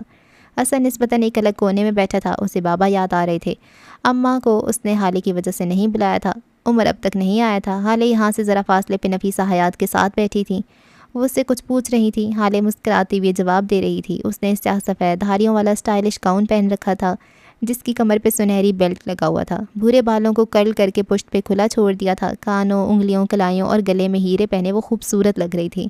آج اس نے بھر بھر کے ہیرے پہنے تھے، یہ بات کافی لوگوں نے نوٹ کی تھی۔ ہیرے تمہارے لیے کیا ہیں حالے؟ نفیسہ کی بات پہ اس نے گردن موڑ کے انہیں دیکھا۔ ہیرے میرے لیے طاقت کا اظہار ہے، میری پہچان اور مجھے یاد رکھوانے والی چیز، اس نے گنوا دیا تھا۔ نفیسہ بغور اسے دیکھ رہی تھی۔ مطلب تم آج سب کو دکھانا چاہتی ہو کہ تم خوش ہو، مطمئن ہو، اکیلی ملکہ اور سب سے بڑھ کر عمر کے بغیر بھی خوش ہو۔ ان کی آخری بات پہ حالے بری طرح چونکی تھی۔ ایسا تو کچھ نہیں ہے، وہ بدقت بول پائی تھی۔ تمہیں کیا لگتا ہے ان گزرے چند ماہ میں جو کچھ بھی تمہارے ساتھ ہوا وہ کیا تھا؟ نفیسہ نے سوال بدل لیا تھا۔ آزمائش، حالے فوراً سے بولی۔ نفیسہ سنجیدہ تھی۔ ہمیں ہر آزمائش کے بعد انعام ملتا ہے حالے سلطان، ہر قربانی کا صلہ اور ہر درد کے بدلے راحت۔ یہ اللہ کا قانون ہے، جب روزے رکھو، بھوک پیاس برداشت کرو تو آخر میں عید ملتی ہے۔ قربانی کرو، اپنا پیسہ اور اپنے محبوب جانور قربان کرو تو بدلے میں اچھی آخرت ملتی ہے۔ آزمائشوں کے بعد انعام ملا کرتے ہیں حالے، اللہ نے تمہیں عمر دیا اور تم ناقدری کر رہی ہو۔ حالے سلطان جہاں تھی وہیں سن رہ گئی، آس پاس کی ساری آوازیں، سارے لوگ، الفاظ سب بے معنی ہو گئے، اس کے رونگٹے کھڑے ہو چکے تھے۔ نہ تم کرسٹ ہو، نہ تم بڑھتی ہوئی عورت، اور نہ ہی بانجھ، یہ سارے اختیارات اللہ کے ہاتھ میں ہیں۔ لوگوں کی باتوں کو دلوں سے لگانا چھوڑ دو حالے سلطان، لوگ تو دل چیرنے کے لیے چھری لے کر گھومتے ہیں، جو اللہ دے دے اس پہ صابر رہو اور اس کی قدر کرو۔ نہ قدروں کے نصیب میں نہ رزق رہتا ہے نہ محبتیں۔ وہ بول کر خاموش ہو گئی تھیں، شاید انہوں نے سامنے سے آتی ہوئی حسینہ سلطان اور مہرماں کو دیکھ لیا تھا، وہ دونوں مسکراتی ہوئی ادھر ہی آ رہی تھیں۔ حالے نے ذرا کی ذرا نظر اٹھا کے ان کو دیکھا، پھر نفیسہ کو دیکھا، وہ مسکرائی تھیں۔ جن کے ایک پیرنٹ نہ رہے ہوں انہیں دوسرے کی قدر کرنی چاہیے، یہ پہلے کے جانے کا غم ختم نہیں کریں گے لیکن گلٹ ختم ہو سکتا ہے، وہ کہتے ہوئے اٹھ گئی تھیں۔ حالے ڈبڈبائی آنکھوں سے انہیں دیکھتی رہیں، وہ لوگ اب ذرا فاصلے پہ کھڑے تھے۔ حسن اپنی ماں کے ساتھ چہک رہا تھا، مہرماں اس کے بالوں پہ ہاتھ پھیر رہی تھی۔ حالے اٹھی، وہ اب چھوٹے چھوٹے قدم لیتی ان کے قریب گئی، حسینہ نے اس کے سر پہ ہاتھ رکھا، اس سے زیادہ کوئی تعلق تھا ہی نہیں۔ حالے چند لمحہ انہیں دیکھتی رہی اور پھر خود ہی آگے بڑھ کر حسینہ کے کندھے سے لگی۔ وہ پہلے پہل تو متعجب ہوئیں، پھر نرمی سے اس کا سر تھپکا۔ حالے کے دل میں سکون اترنے لگا، مہر اس سے ملی تھی، وہ بس خاموش کھڑی رہی تھی۔ نہ قدروں کی فہرست میں اپنا نام شامل کروانا اس کے لیے برا مشورہ تھا۔ کچھ وقت بعد وہ سب لمبی میز کے گرد جمع تھے۔ عمر آ چکا تھا، اس نے سیاہ ڈریس شرٹ کے ساتھ سیاہی پینٹ پہن رکھی تھی، کف موڑے ہوئے اور بالوں کو سلیقے سے جمائے کافی اچھا لگ رہا تھا وہ۔ اس کے ساتھ ایک لڑکی بھی آئی تھی، 18-19 برس کی، سانولے چہرے اور گھنگریالے بالوں والی نورے۔ وہ بہت ہنس مکھ سی تھی، ہر ایک کے ساتھ فوراً گھل مل گئی تھی سوائے حالے کے۔ عمر کے ساتھ ایک چھوٹا سا پپی تھا۔ یہ تمہارے لیے ہے، تنکوں سے تھماتے ہوئے گویا اس نے احسان عظیم کیا تھا۔ اس کا نام برونو ہی رکھنا، اس کی نسل تمہارے پچھلے کتے سے ملتی ہے۔ برونو تو ایک ہی تھا، حسن یاسیت سے بولا۔ اس سے پوچھ لو، یہ بھی اس کا کوئی چچا زاد یا ماموں زاد ہی لگتا ہوگا۔ عمر بیزاری سے کہتا میز کی جانب بڑھایا، وہیں جہاں نورے بیٹھی تھی۔ اس وقت وہ عمر کے ساتھ والی کرسی پہ بیٹھی حالے کو سخت زہر لگ رہی تھی۔ عمر بار بار مسکرا کر اس سے کچھ کہہ رہا تھا۔ حسن ایک بار پھر کسی کی محبت میں مبتلا ہو چکا تھا۔ بھئی کیک کہاں ہے؟ اب تک آیا کیوں نہیں؟ اب کہ ہارون بولا تھا۔ ہم نے 2 کیکس آرڈر کیے تھے لیکن صرف ایک ہی کیک آیا ہے، حسن کا۔ ہارون کا کیک اب تک نہیں آیا، حالے نے جواب دیا تھا۔ عمر بیٹے تم جا کر لے آؤ کیک۔ نفیسہ نے عمر کو مخاطب کیا تو وہ اٹھ کھڑا ہوا۔ حالے نے نوٹ کیا تھا کہ وہ نفیسہ حیات کو نہ نہیں کہتا تھا، نہ ضد کرتا تھا اور نہ ایک سے زیادہ بات۔ مطلب عمر حیات اپنی اماں سے ڈرتا تھا۔ حالے بچے تم بھی ساتھ چلی جاؤ۔ حسینہ کی آواز پہ حالے نے کوفت سے ان کو دیکھا تھا۔ عمر ٹھہر گیا تھا۔ اماں وہ خود چلا جائے گا۔ حسینہ کو تو گویا ساری محفل میں ہال پڑ گئے تھے۔ شرم کرو حالے، وہ آئیں گے وہ جائیں گے، اس طرح بولا کرو، شوہر ہے تمہارا۔ بظاہر تو انہوں نے سرگوشی کی تھی لیکن ہماری معصوم ماں کو کون بتائے کہ بیٹی کے بارے میں ان کی سرگوشیاں بھی پورا خاندان سنتا ہے۔ حالے نے گردن اٹھا کے عمر کو دیکھا، وہ اسی طرح بے تاثر کھڑا تھا لیکن اس کی آنکھیں، حالے کو لگا تھا کہ وہ ہنس رہی ہیں۔ آپ بیٹھ جائیں، میں خود لے آتا ہوں۔ عمر کے تابعداری سے کہنے پہ حالے باقاعدہ بے ہوش ہوتے ہوتے بچی تھی۔ حسینہ نے ملامتی نظروں سے حالے کو دیکھا جیسے کہہ رہی ہوں وہ شوہر ہو کر آپ کہہ رہے۔ حالے کلس کر اپنی جگہ سے اٹھی۔ عمر آپ چلیں، میں ساتھ آتی ہوں۔ اس نے آپ پہ زور دیا تھا۔ وہ دونوں باہر نکل آئے تھے اور پیچھے محفل میں ایک بار پھر خوشگپیاں شروع ہو چکی تھیں، لیکن کچھ تھا مہر کو بری طرح کھٹکا تھا۔ عمر حیات کی گاڑی اپنی رفتار پہ سڑک پہ رواں دواں تھی، ان دونوں کے درمیان کوئی بات نہیں ہو رہی تھی، دونوں اپنی اپنی سوچوں میں گم تھے۔ بیکری پہنچ کر انہوں نے کیک پک کر لیا تھا۔ اس وقت ان کا رخ واپس کیفے کی جانب تھا۔ حالے سٹوریج باکس کو کھولے، ان میں سے کچھ نکالنے والی تھی لیکن اس میں پڑے چند مڑے توڑے کاغذات دے کر اس نے ان کو باہر نکالا۔ عمر نے کنکھیوں سے اسے کاغذات نکالتے دیکھا تھا لیکن خاموش رہا۔ حالے نے کاغذات نکالے، ان کو سیدھا کیا، لیکن جو ہی اس کی نظر بڑے بڑے جلی حروف پہ پڑی اس کا دل دھک سے رہ گیا۔ وہ ایک طلاق نامہ تھا، عمر کا حالے کے نام طلاق نامہ۔ ان پل کے لیے اسے اپنے اوپر ساری دنیا گھومتی محسوس ہوئی تھی۔ اس کے ہاتھ کپ کپائے تھے، آنکھوں کے کنارے گیلے ہو گئے۔ وہ بس ساکت اور شل سی اس کاغذ کے ٹکڑے کو دیکھتی رہی۔ دل یکدم خالی ہو گیا تھا۔ ابھی صرف طلاق نامہ بنوایا ہے، کچھ دن تک میں سائن کر دوں گا، پھر تم بھی سائن کر لینا۔ وہ عام سے انداز میں کہہ رہا تھا جیسے کوئی خبر سنا رہا ہو، البتہ دل کو کوئی مٹھی میں لے کر دبا رہا تھا۔ اسٹاپ دا کار، حالے مشینی انداز میں بولی تھی۔ عمر اس پہ دھیان دیے بغیر گاڑی چلاتا رہا۔ اسٹاپ دا کار، وہ اپنی پوری قوت سے دھاڑی تھی۔ عمر نے مٹھی بھینچ لی اور گاڑی روک دی۔ اب وہ اپنی طرف سے نکل کر باہر آیا، سنسان خالی سڑک، یہ وہی سڑک تھی جہاں وہ پہلی بار ملے تھے۔ حالے نے جارحانہ انداز میں اپنی جانب کا دروازہ کھولا اور باہر آئی تھی۔ تم یہی چاہتی تھی نا، اب مل رہا ہے تو کیا تکلیف ہے؟ وہ سخت کوفت زدہ تھا۔ جہنم میں جاؤ تم، ابھی کے ابھی دو نہ طلاق، ان پیپرز کا کیا جھنجٹ ہے؟ جب تمہیں چھوڑنا ہی ہے تو ابھی چھوڑو۔ وہ بھی چیخی تھی۔ عمر نے خود کو کمپوز رکھنے کی کوشش کی۔ میں تمہیں مزید ہرٹ نہیں کرنا چاہتا حالے، تم میرے لیے اہم ہو، اچھا یہی ہے کہ ہم بہتر طریقے سے الگ ہو جائیں، ایک دوسرے کو نقصان دیے بغیر۔ وہ تحمل سے کہہ رہا تھا۔ تم میرے بغیر جی لوگے؟ اس کی بات پہ عمر ٹھہر گیا، ایک پل کو دل بند ہوا تھا۔ میں نے جینے کی خواہش چھوڑ دی حال سلطان، مجھے بس جج صاحب اور ہیون کے لیے زندہ رہنا ہے، اور میں رہ لوں گا۔ حالے چند پل اسے دیکھتی رہی، دونوں کے بیچ لمبی خاموشی تھی۔ آسمان پہ کھڑا چاند انہیں خاموشی سے تک رہا تھا، بہتی ہوا ان کے دکھ میں نم تھی، تاریک ویران سڑک غم زدہ تھی۔ اسی پہر حال سلطان نے چاند کی دمکتی روشنی میں کھڑے شخص کو دیکھا۔ جب میں تم سے پہلی بار ملی تھی تو تم مجھے بہت قریبی لگے تھے۔ اس کی آنکھوں میں آگے اس تاریک صحرات کا منظر گھوم گیا تھا۔ سڑک پہ پڑا کوئی نوجوان گرا رہا تھا اور اسے پکار رہا تھا۔ اس کی آواز صحرا کے پیاسوں کی تاثیر مٹاتی تھی۔ میں جینا چاہتا ہوں۔ وہ بولی تو ہر شے ساکت ہو کر اسے سنے گئی۔ جب میں نے تمہیں دوسری بار دیکھا تھا تو مجھے تمہاری تکلیف سے تکلیف ہوئی تھی، تمہارا چہرہ شناسا لگا تھا مجھے، تمہاری آنکھوں کے سحر سے خوف آیا تھا۔ وہ اسپتال کے بیڈ پہ نیم دراز تھا، اس کا چہرہ سنجیدہ اور اسپاٹ تھا، لیکن اس کی آنکھیں وہ عام آنکھیں نہیں تھیں، وہ ساحر تھیں۔ اس کا زخمی چہرہ، زخمی وجود حالے کے دل میں کھپ گیا تھا۔